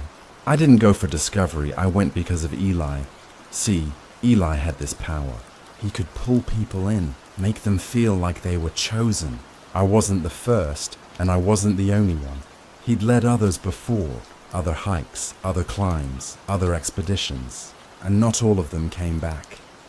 People whispered about it in town, but no one said it outright. Too scared maybe, or too charmed, but I'd seen enough. I knew what he did, the risks he took, the way he laughed at danger like it was a toy. And still, I followed him. Why? Because I thought if I went with him, maybe I'd finally understand. Maybe I'd see what others couldn't. Or maybe I'd catch him in the act. Maybe I'd stop him. That was the secret I kept from you, from the beginning, and now he was gone. Swallowed, or taken, or maybe I pushed him. No, that's not how it happened. I didn't touch him, I swear. 1 second he was there, the next, darkness. But the thought clung to me anyway, crawling into the cracks of my mind. What if I'd wanted him to fall? What if, in some unspoken way, I'd let it happen? The voices didn't help. Why? They hissed. Follow. Yours now. I stumbled deeper because that's what the cave wanted. That's what Eli's voice wanted. I told myself I was chasing him, that maybe he was alive somewhere inside. But the truth? I wasn't saving him. I was following him, like I always did. The tunnels grew stranger the further I went. Narrow walls that pulsed with trapped air, ice columns twisted like spines, pools of black water reflecting faces that weren't mine. Every turn felt intentional, like the cave wasn't natural at all, but designed, built, and in the middle of it all, I found them. Not just bones this time, entire bodies, perfectly preserved in the ice, their skin pale, their eyes wide, frozen mid-scream. Men, women, some dressed like climbers, others in clothes too old, too out of place. Decades, maybe centuries of the lost. But here's the part that still makes me sick. Some of them looked familiar. Faces I'd seen in town. Faces I'd seen with Eli. Faces that weren't supposed to be here at all. My stomach lurched. My knees gave out. I pressed my hands to the ice, to their skin, their glassy eyes staring through me. And that's when Eli's voice came again, louder, closer. You did this. No, I whispered. I didn't. You brought me here. The ice cracked under my hands, spiderweb fractures racing across the frozen faces. The voices screamed, roared, filled the chamber until I couldn't hear my own thoughts. And yet, beneath it all, one truth cut through. I hadn't told you everything. You thought it was just me and Eli, didn't you? That it was our story. But that's not true. There were others with us. A group, explorers, like I said, and not all of them made it. Why didn't I tell you that before? Maybe because I didn't want you to ask the next question. Where are they now? The answer is all around me. Their faces stared from the walls, their hands pressed into the ice, reaching for me, accusing. I choked on my breath, the weight of it pressing down. crushing me. I tried to run, but every tunnel led me back here, back to them and Eli. His body wasn't in the ice, not yet, but his voice was everywhere. Sometimes pleading, sometimes laughing, sometimes screaming my name like he wanted me to join him. I don't remember how long I stayed there. Minutes, hours, days. Time meant nothing. The cave swallowed it. My headlamp flickered, dimmed, died. But the ice glowed on its own, pale and unearthly, enough to show me every terrible detail. I thought about clawing my way out, about fighting, but then I realized something. Maybe I wasn't supposed to escape. Maybe that's not why I was chosen. Maybe I wasn't the victim. Maybe I was the offering. Do you understand what I'm saying? That's the part no one ever believes. They think the caves are haunted, cursed, unnatural. They think explorers vanish because they fall, or they freeze, or they get lost. But what if it isn't that simple? What if the caves want us? What if the glacier takes who it needs, when it needs them? And what if Eli was never the leader at all?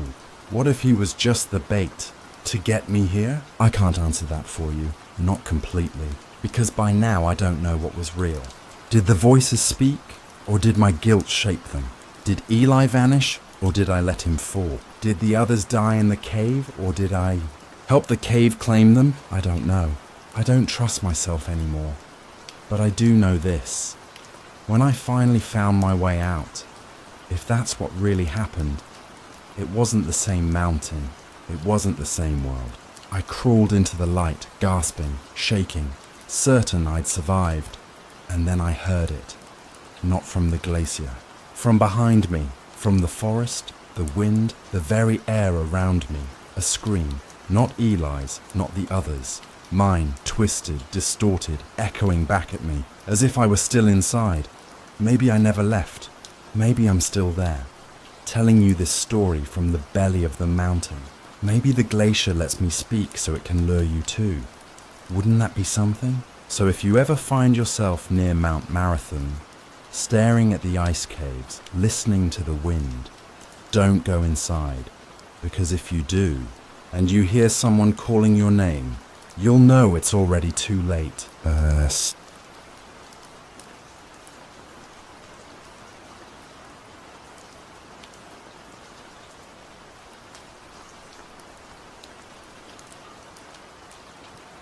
They told me the ocean was empty, that nothing lived below 7 miles.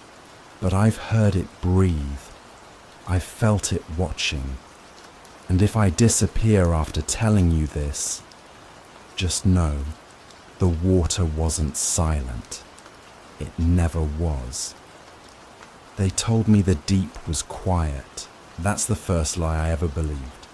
Because the moment we crossed 6 miles down, I heard it. Something like breathing. Something that wasn't the ocean. And it hasn't stopped since. I need you to understand this part clearly, before anything else I say later starts to sound insane. People think of submarines as machines of silence, sealed steel tubes slipping through darkness. And yes, silence is part of it, but it's the wrong kind. It's not peaceful. It's the kind of silence that sharpens every creak of the hull until you swear it's bones breaking. The kind of silence where your heartbeat feels loud enough to wake whatever might be sleeping out there. The descent was supposed to be routine. That's what I kept telling myself as I strapped in. I'd made dives before, never this deep, but enough to know the drill. Still, when the hatch sealed shut and the world above was cut away, I felt it. That old pressure in my chest that had nothing to do with depth. Captain Rourke noticed it too, though he didn't say much. He never did. He was the kind of man who led through silence, letting you fill in the blanks with your own fear. Routine run, he muttered, flipping switches with steady hands. We're not here to find monsters, just readings. Remember that. It should have comforted me. It didn't. We dropped. Mile 1, 2, 3. At that depth, sunlight still glimmers faintly, a blue haze like the ghost of day. But once we passed 4 miles, the light was gone for good. Blackness folded in around us, thick and absolute. That's when I started thinking about the pressure. 7 tons pressing on every square inch of steel. A fortress, they call it.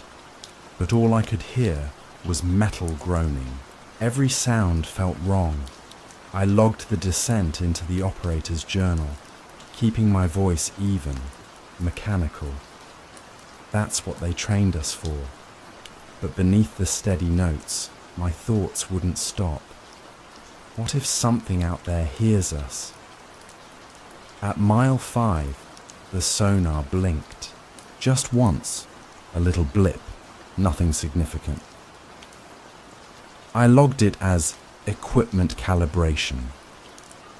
Rourke gave me a look, sharp, suspicious, but didn't argue. That was his way. Trust the system, not the man. By mile 6, I felt it.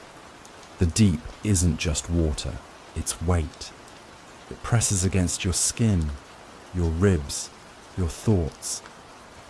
I swear I could hear my own skull ringing with it. That was when I noticed the rhythm. Tap. Pause. Tap. Like something knocking against the hull. I didn't say anything. I wasn't ready to hear the captain call it imagination. Still, I wrote it in the log. Small, neat letters, hidden between routine numbers. If you read it now, you'd think it was a misprint. Maybe that's what I wanted. A secret no one else would catch. Rourke kept his eyes forward, steady on the controls. I envied him. He looked carved from stone, unmoved by the abyss. Sometimes I wondered if he really didn't hear it, or if he just refused to admit he did. We hit the Hadal zone at mile 7. No one speaks much at that point. There's a ritual silence, the kind you keep when crossing into a graveyard. The water outside was ink, shifting only when our floodlights pierced it. Every particle drifted like dust in a cathedral. Beautiful, if you forget how hostile it all is. That's when sonar blinked again. Not once, several times. Blips moving in a slow arc across the screen. Too big for fish, too erratic for debris. I leaned forward, trying not to sound alarmed. Sonar's picking something up, I said. My voice cracked on the last word. Rourke's hand landed heavy on my shoulder. Equipment fault. It happens in deep zones. Don't log it. But I said don't log it. His tone cut like a blade. I swallowed the words. Obedience was survival down here. Still, I couldn't ignore it. The shapes weren't static. They shifted, curved, almost like circling. Each time the screen refreshed, the blips were closer. I wanted to ask him again, but he was staring at the viewport, jaw clenched. For the first time, he looked uneasy. That was all the confirmation I needed.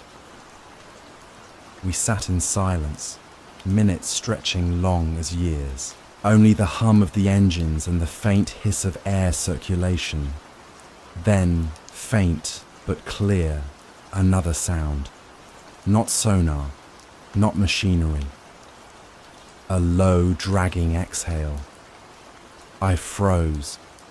My hand tightened on the journal, pen trembling. My instinct was to record it, but something inside me whispered not to, like writing it down would make it real, binding. Rourke must have sensed me listening. Focus on the mission, he muttered. You hear nothing, you see nothing. But I did. I heard it again. Longer this time. Like lungs straining against water that should have been impossible to breathe. And in that moment, I realized something. We weren't alone. The rest of the descent blurred. I wrote coordinates, depth, pressure, all routine, all meaningless. Beneath each word, fear dripped like ink. The sonar flickered every few minutes, but I stopped mentioning it. Rourke didn't want the truth written down, and maybe I didn't either. When we leveled out at trench floor, the sub steadied. Metal groans softened. The blackness outside felt thicker, as if pressing its face to our glass. I dared a glance at the viewport, half expecting to see something, I don't know what. An eye, a shadow, anything to confirm I wasn't losing my mind. There was nothing. Only drifting silt, slow as snowfall. I almost believed him then, that it was all stress, equipment error, imagination. Almost. But as I closed the journal, I felt it again. Not sound this time. Movement. The faintest vibration against my chair, traveling through the steel. Something brushed the sub, massive and deliberate. I looked at Rourke. His eyes were fixed on the viewport, unblinking. He didn't say a word, but his hands gripped the controls hard enough that his knuckles turned white. That was when I knew. He felt it too. We stayed at depth for hours, running scans, logging readings, pretending everything was normal. But beneath it all, a tension coiled tight. Rourke avoided my eyes. I avoided asking questions. That was our unspoken deal. Don't acknowledge what we both knew. Still, the sounds returned. Faint tapping, long exhales. Once, even what I swear was a laugh, distorted, dragged through water. I pressed my hands over my ears, but it seeped through the steel itself. When I finally risked another note in the log, I wrote only 4 words. It knows we're here. We began ascent protocol late into the shift. Engines roared softly, lifting us back toward a world with air and light. Relief should have settled in, but it didn't. Because as the sub tilted upward, sonar blinked again. Not behind us. Above. Waiting. I stared at the screen until my vision blurred, but Rourke snapped it off with a flick of his hand. The monitor went black. "Forget it," he said. His voice was low, almost a growl. "For your own sake." I wanted to argue, to demand answers, but his expression silenced me. And maybe he was right. Maybe some truth should stay buried. But the silence that followed wasn't empty. It was heavy. Breathing. Watching. And deep down, I knew the ascent wouldn't save us. Whatever was out there, it had already found us. The worst part wasn't the silence. It was realizing the silence wasn't empty at all. Something was in it, hiding, breathing, waiting for me to listen. I didn't sleep that first night. None of us were supposed to, not during trench operations, but I remember how the hours dragged on until they felt like years. The lights inside the sub hummed faintly, painting everything in a dim yellow that only made the shadows deeper. Rourke kept to his cabin, trusting me with night watch. Maybe he thought I could handle it. Maybe he wanted to see if I'd crack. The truth is, I already had. The tapping started again, softer this time. Not random. A pattern. Tap. Pause. Tap, tap. I leaned forward, pressing my ear to the cold steel. It was faint, like something brushing fingers across the hull from the outside. My rational mind screamed it was metal stress, the groaning of steel under pressure. But the rhythm was too deliberate, too human. I told myself not to write it down, but my hand was already moving, scrawling the words into the operator's journal. Tapping. 0214. Pattern. I stared at the ink until it blurred. I almost tore the page out, but no, I left it. A record. Proof. Because some part of me already knew that later, Rourke would deny it happened. Hours crawled by. I checked gauges, recalibrated sonar, sipped water from a steel flask that tasted faintly of rust. Each task should have grounded me, but instead, each sound of the machinery seemed off. Louder, sharper, almost mimicking something alive, and then it came again. Not tapping, breathing, slow, deep, dragging, as if something vast pressed its mouth against the hull, inhaling the stale air inside. My throat tightened. I froze, pen hovering above the journal. I waited for it again. 1 breath, 2, 3. The hairs on my arms rose. This wasn't imagination. It couldn't be. I stumbled to the captain's quarters, rapping my knuckles against the door. Rourke. Sir, are you awake? A pause. Then his voice gravelly with irritation. What is it? You don't hear that? Hear what? The breathing through the hull. Another pause. Then slowly. Go back to your station, operator. The deep will play tricks on you if you let it. Don't. The door stayed shut. I stood there a long time staring at the sealed cabin. Either he was lying to me, or I was lying to myself. The next few shifts blurred together. Morning and night don't exist that far down. Just cycles of duty, dim lamps, and the endless hum of engines. But my body knew when it was dark. Somehow the whispers were louder in the false nights. Yes, whispers. I can't pretend they were just taps anymore. I swear I heard voices. Sometimes they sounded like Rourke, muffled, calling from the far end of the sub when I knew he was asleep. Other times, it was stranger, words I couldn't understand, guttural and stretched like they weren't meant for human lungs. I stopped writing those down. Some things, even I didn't want proof of. On the third night, I caught Rourke watching me. He stood in the control room doorway, eyes hard, arms folded. You've been jumpy, he said. There's something out there. There's nothing out there. His voice was sharp, cutting. You keep saying it, you'll start believing it. That's how men lose themselves down here, I wanted to argue. Instead, I stared at the sonar, where faint static flickered across the screen. No shapes this time, just snow. Routine run, he repeated, softer now. Don't make it something it isn't. But when he left, I thought I heard him mutter under his breath. Not again. The radio call came the following shift. Surface check-in. Protocol. Surface to Abyss 1. Report status. Rourke answered first. His tone clipped. All systems stable. Routine operations. I leaned close, snatching the mic. Request clarification on sonar anomalies. Static filled the channel.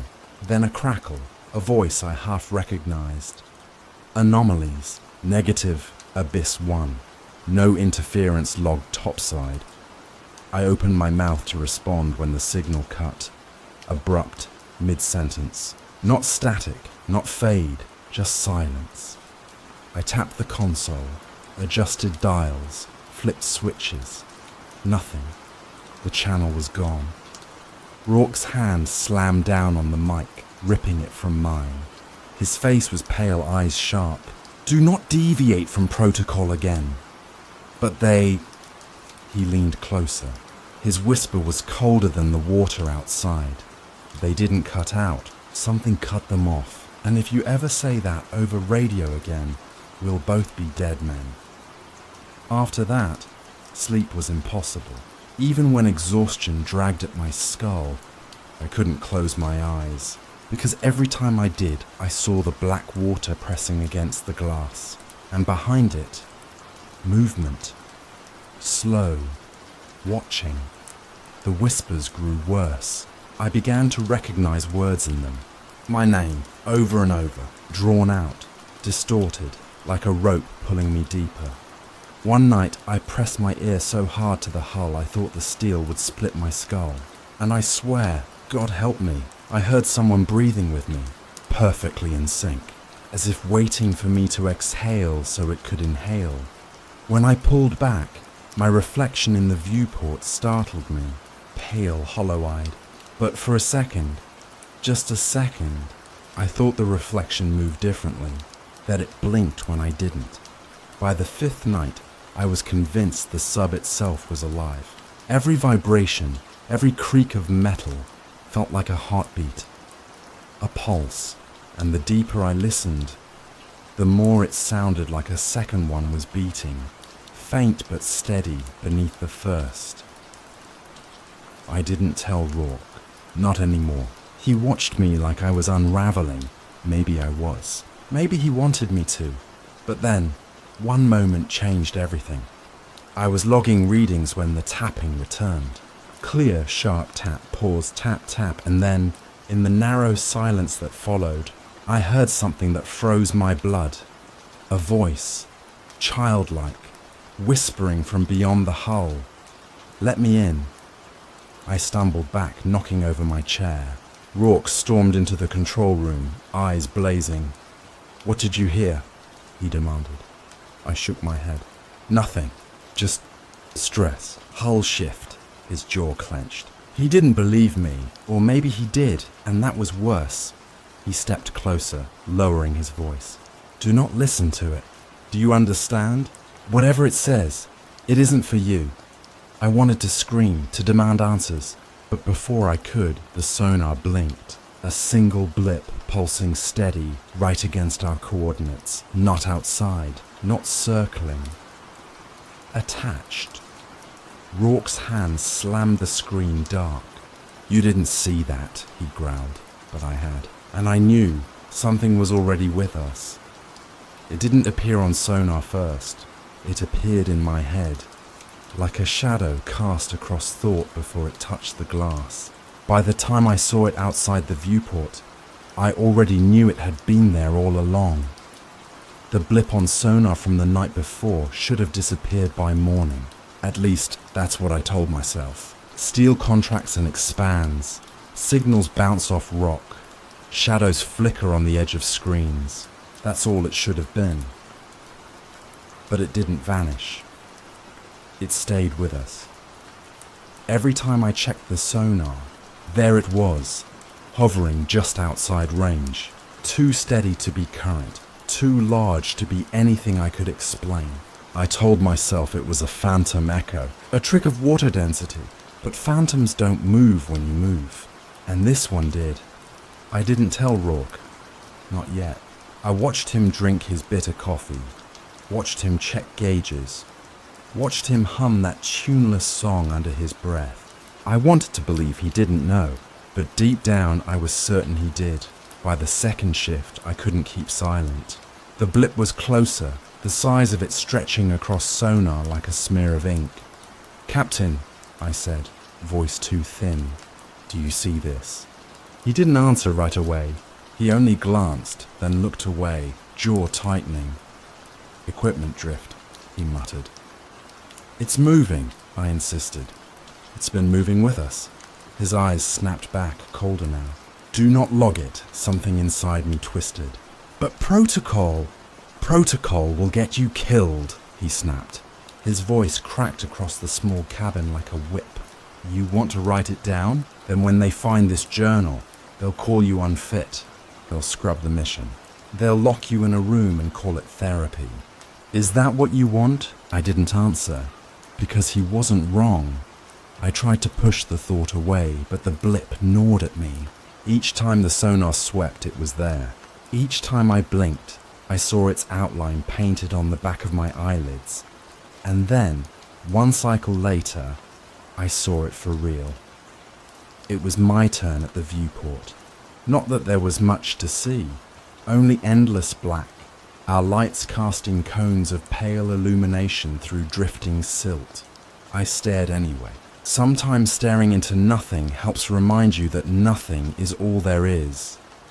Except this time, something moved. A vast shadow, darker than the dark, sweeping across the edge of the light.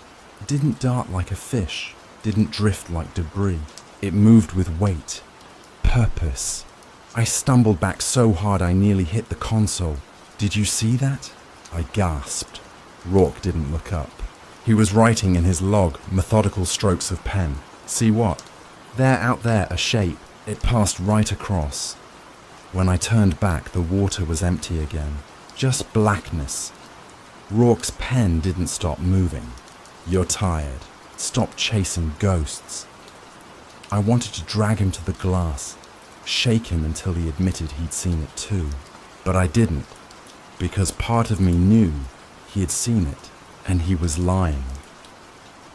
The silence between us thickened after that.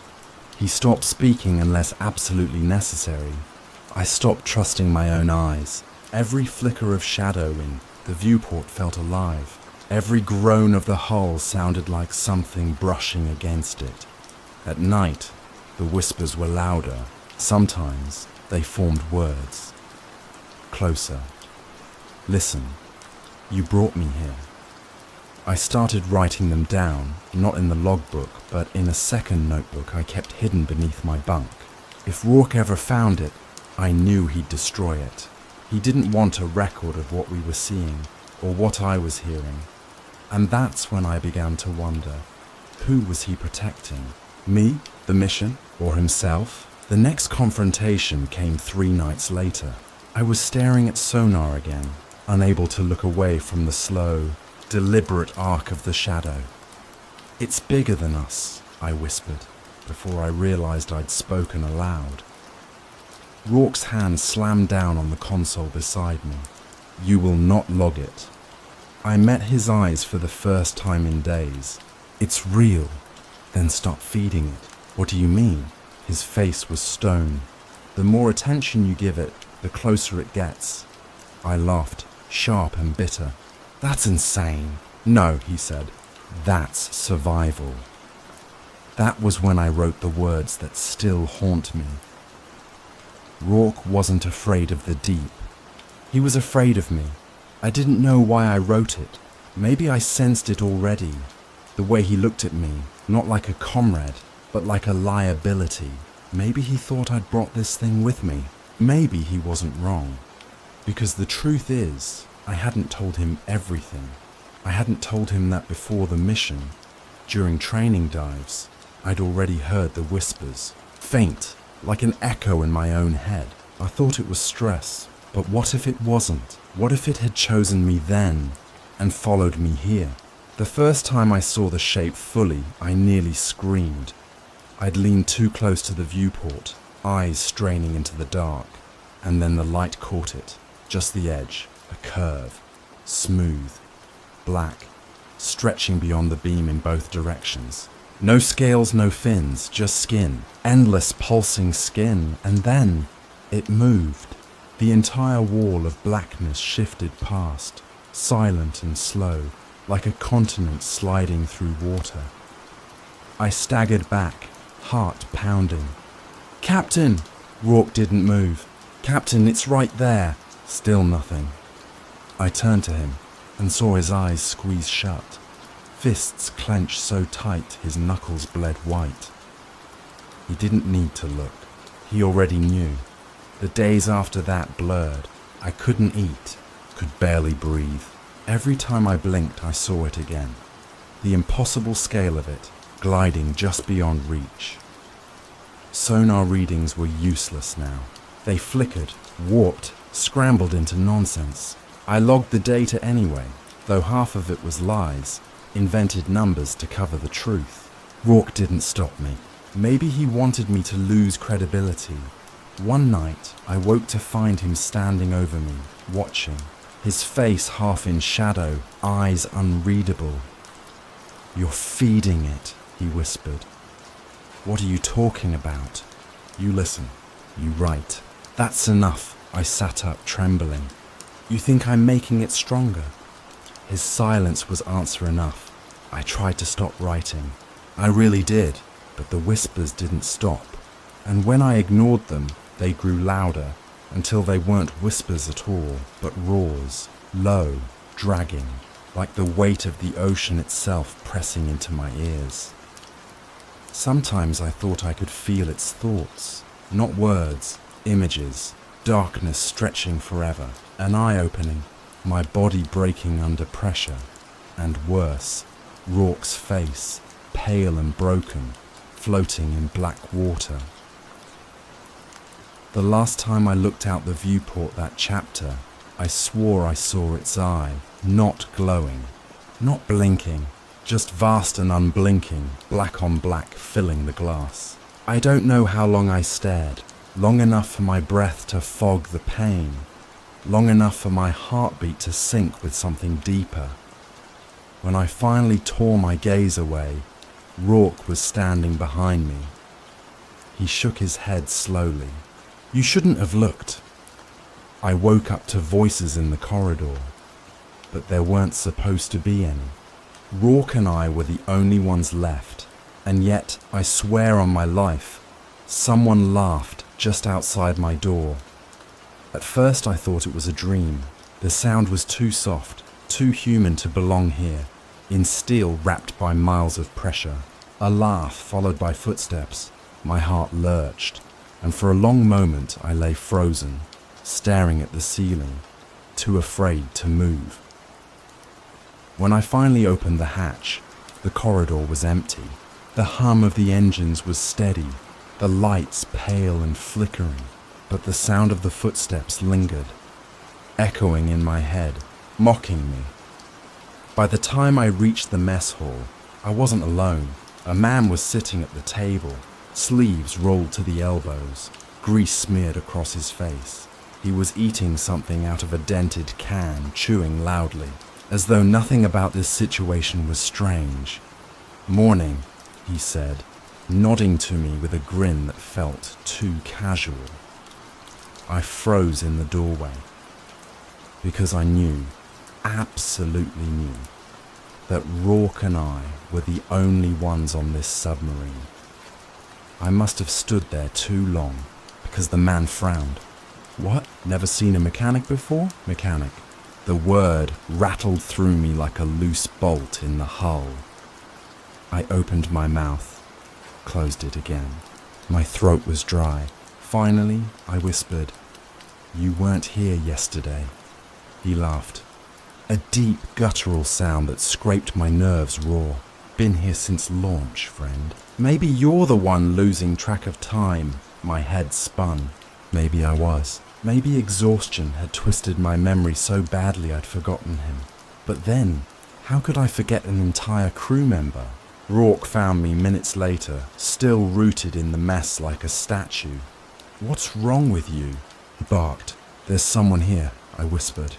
In the mess, the mechanic. Rourke's eyes narrowed. "What mechanic?"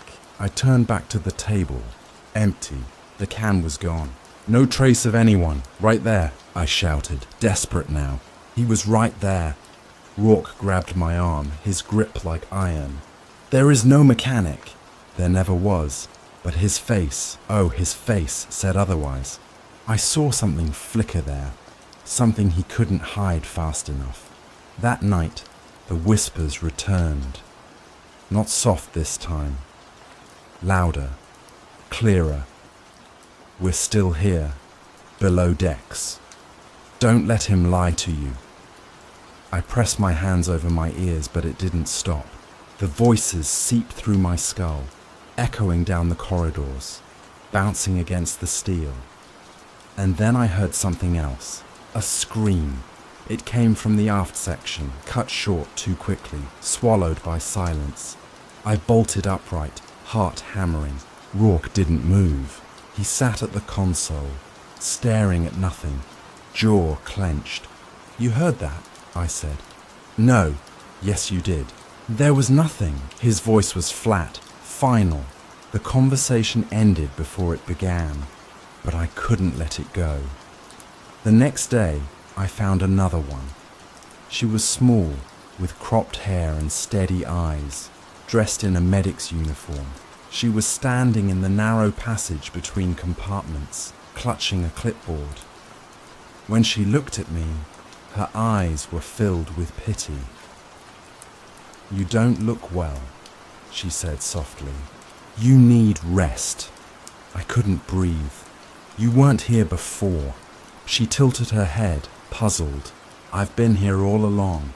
You just don't remember." That phrase, it carved something deep into me. You just don't remember. Because what if that was true? What if memory had been slipping from me, piece by piece, without me even noticing? Rourke cornered me later. His voice was low, venomous. "You will stop this." What am I stopping? "They're here, Rourke!" "The mechanic, the medic." He slammed me against the bulkhead, his breath hot in my face. "There is no mechanic. There is no medic. You are the only one making this real. Do you understand me?" But I didn't. I couldn't. Because I could still hear the medic's voice echoing in my skull, soft and kind. "You just don't remember." That night, I dreamed. Or maybe I didn't. I walked through the submarine, every hatch open, every corridor lit with a sickly green glow, and everywhere I turned, they were there. The mechanic with his grease-stained grin, the medic with her pitying eyes, others too, faces I couldn't place, uniforms I couldn't recall. They filled the sub, crowded the halls, breathing in rhythm with the groaning hull. When I tried to speak, they whispered in unison. "He's lying to you. He wants you alone. We were here before him." I woke drenched in sweat, but their whispers clung to me like seawater in my lungs. The fractures deepened. One morning, I passed the engine room and saw the mechanic again, crouched over a console, hands buried in wires. Sparks flew as he worked. "Careful," he muttered. "Hull integrity's dropping. If we don't fix it, we'll implode before dawn." Implode. The word rang like a bell. I stumbled back, heart hammering. And when I looked again, the room was empty, silent. But the scent of burnt insulation lingered in the air. By then, I'd stopped questioning whether they were real. The real question was why Rourke wanted them gone, why he pretended they'd never been here. One evening, I finally asked him, "Why are you lying?" He didn't flinch, didn't even look up from his logbook. "You're losing your mind." "No," I hissed. "You're erasing them." Finally, his eyes met mine, and in them, I saw something that froze my blood. Fear. The voices wouldn't stop. Sometimes they came from the vents, sometimes from the steel itself. Sometimes they spoke in perfect unison, like a choir of drowned men. Other times they were distorted, broken, as if filtered through water. "Help us. He knows. The thing took us." That last one, it stuck. The thing took us, because that would explain everything, wouldn't it? Why they vanished, why Rourke denied them. It wasn't my memory at fault. It wasn't madness. It was the shadow outside, the black shape, swallowing them one by one. And if that was true, then it wanted me next. The final break came during a meal. I sat across from Rourke, watching him spoon cold rations into his mouth. The silence between us was suffocating.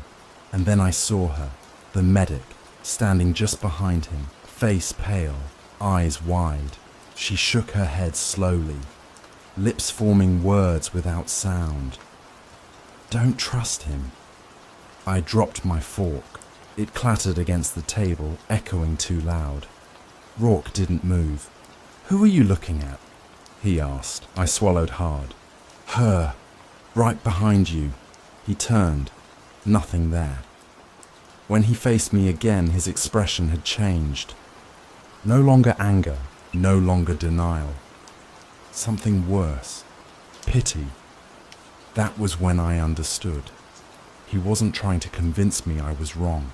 He was trying to convince himself, because maybe, just maybe, he saw them too.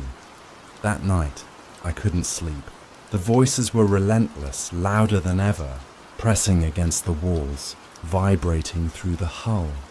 And then, from the corridor outside, I heard the mechanic again, screaming. I tore open the hatch, heart pounding, and ran. But when I reached the corridor, the sound cut off, empty, silent, except for Rourke, standing at the far end, his face shadowed. "You're feeding it," he said again, but this time his voice trembled. The first time it spoke to me, it didn't use words. It pressed its hunger into my skull until I thought my bones would crack. I don't know how long I sat staring into the viewport, waiting for something that should never have been there. The ocean outside was black, endless, the weight of 1,000,000 tons of pressure grinding against the hull. And yet, through that suffocating dark, it came. Light. Not the soft flicker of plankton, not the drifting glow of a jellyfish. No, this was deliberate. Patterns, precise and shifting, crawling across the abyss like handwriting scrawled in fire, blues and greens pulsing in rhythm, like a heartbeat too big for the human mind. I should have looked away. I should have called for Rourke, but I didn't, because the light wasn't just light, it was thought. At first it was subtle, a vibration at the edge of awareness, the same way you feel thunder in your chest before you hear it in your ears. Then it swelled, surged, and suddenly I wasn't in the sub anymore. I was drowning inside my own head, my mind stuffed with images that weren't mine. A trench, deeper than maps, bones stacked like towers, a heartbeat that shook stone, and hunger, endless hunger. I screamed, I think I did, but the sound never reached my lips. My throat was locked, my jaw frozen, while its thoughts folded into mine like claws hooking flesh. It wasn't speaking, it was promising. The next thing I knew, I was on the floor, my cheek pressed to cold steel. The viewport still glowed faintly, pulsing like an eye that had just blinked. And in that silence, I understood something I shouldn't have. It wasn't here by accident. It had been called by me. Rourke found me an hour later. He didn't ask how I'd ended up collapsed on the deck. He didn't have to. "You let it in," he said. Those were his words. At least that's how I heard them. "You let it in, and now it won't leave." I tried to deny it, but the truth leaked out anyway. It spoke to me. He slammed his fist against the console so hard the lights flickered. "You don't speak to things like that. You survive them, or you don't. There's no bargain in the deep." But he was wrong. There was. I don't know how to explain what happened next. Even now, the memory slides in and out of clarity, like oil in water. But I remember leaning close to the viewport, watching the patterns dance, and knowing, just knowing, that it was offering me something. Not survival, not mercy, something deeper. And I took it. I won't tell you what I promised. Not now, maybe not ever, because if I said it out loud, the words would stop belonging to me. They'd belong to it. But the second I whispered my end of the bargain, without speaking, without moving my lips, the patterns outside surged, brighter, faster. The steel beneath my feet thrummed like a living thing, and inside my skull, I felt relief, like it had been waiting for me all along. When I turned, Rourke was staring. his face pale, drawn tight with horror. "You brought it here," he said. I told him he was wrong. I told him it had always been here, waiting, that maybe he'd been the one denying it all along. But he didn't believe me. The days, or hours, I can't measure time anymore, blurred after that. The voices of the vanished crew grew sharper, louder. Sometimes they begged, sometimes they cursed me, sometimes they laughed, a sound like bubbles bursting in blood. Rourke stopped speaking altogether, not because he had nothing to say, but because he knew I wouldn't listen, until the night he snapped. It started small, a sound like tearing fabric coming from the engine room. I rushed in, convinced the hull was splitting. Instead, I found Rourke with a wrench in his hand, eyes wild, slamming it against the console again and again. Sparks spat across the room.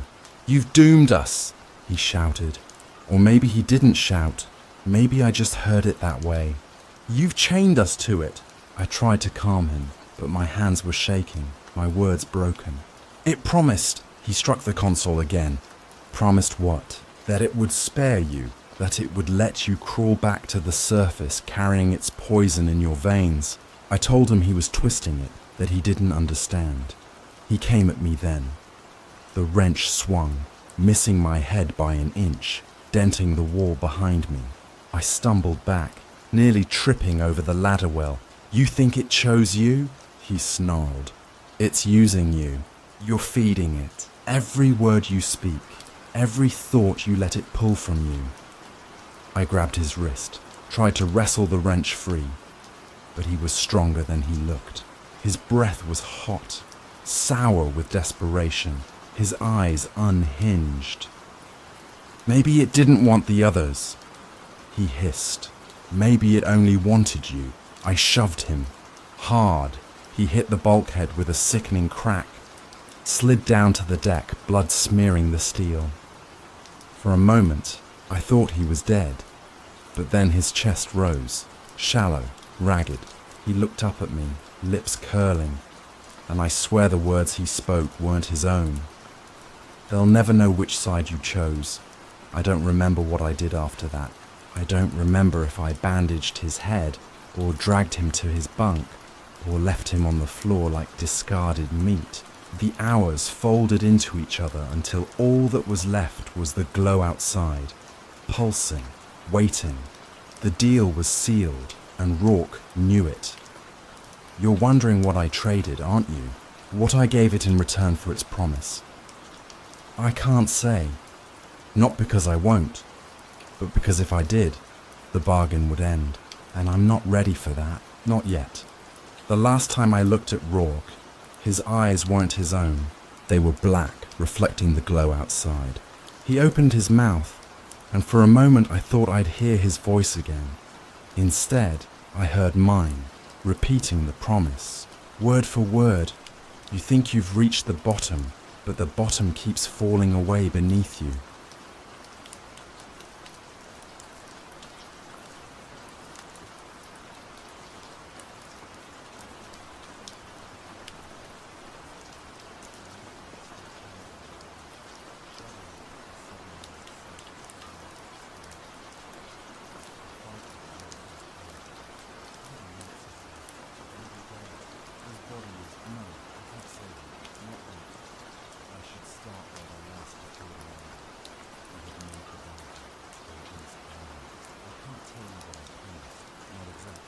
Some of the words weren't words at all. They were shapes of thought pressed against my skull like knives and slid in without breaking skin. I don't know if I agreed to them or if they agreed to me, but something changed in that moment. The submarine tilted, groaned, and then we began to sink. Not like a vessel losing buoyancy, not like ballast. This was different. It felt deliberate, like a hand had taken hold of us and was dragging us downward into something vast, something weighty. Rourke said nothing at first. He just stared at me, blood on his lip from where I'd struck him. Or maybe he struck me, I can't remember anymore. And I could see in his eyes that he knew. He knew it wasn't just the sea anymore. It was something else. And then he said, "You brought it here. The descent hasn't stopped since then. I've watched the gauges spin past limits no engineer ever built them for.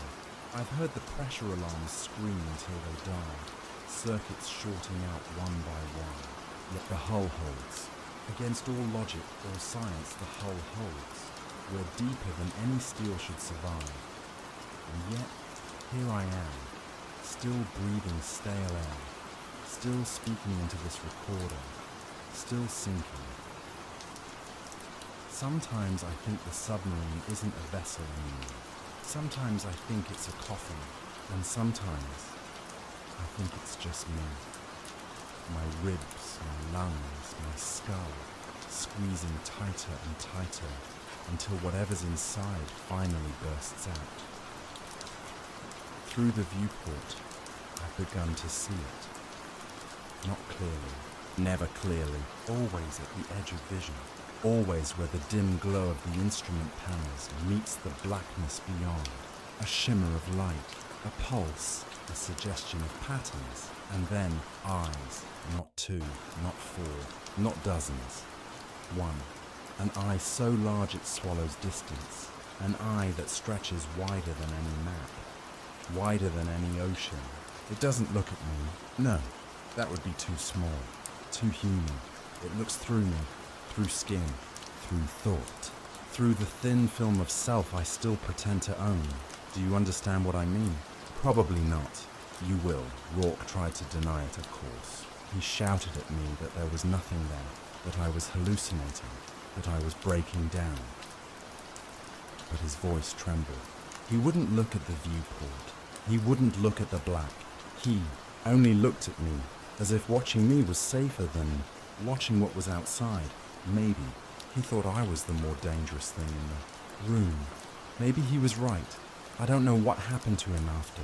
The memories are torn, jagged, overlapping. I remember his hands on my throat. I remember my hands on his. I remember both of us gasping, choking, shoving. I remember the sharp clang of skull on steel. And then, silence. When I opened my eyes, I was alone. I've been alone ever since. Haven't I? Sometimes I still hear him. Footsteps in the companionway. The cough of his smoker's lungs. The soft mutter of his curses when the gauges spiked. But when I go to look, there's nothing. No body, no blood, no Rourke. Only the echo of someone who may never have been here at all. The submarine continues to sink. I can't describe the motion anymore. It isn't falling. It isn't gliding. It isn't diving. It's sliding. Yes, sliding between layers of water that shouldn't exist. Depth stacked upon depth, like floors of a building that was never built. Endless staircases leading nowhere but down. And in the spaces between, I see them. Not fish, not whales, not anything that belonged to Earth. Figures, pale, elongated, drifting beside the submarine with slow, deliberate grace. They have no faces, or perhaps their faces are too many, shifting from one moment to the next. One wears Rourke's, one wears mine, one wears the blank, eyeless gaze of something that has never been human. Sometimes they press their hands against the glass, long fingers, too long, fingers that curl like strands of kelp. And when they do, I feel a pressure inside my skull, like thought itself is water leaking in. They don't speak with mouths. They don't need to. They just want me to listen. I think they're memories. Not mine, not anyone's. Memories of the deep itself, of everything that has ever sunk, drowned, vanished.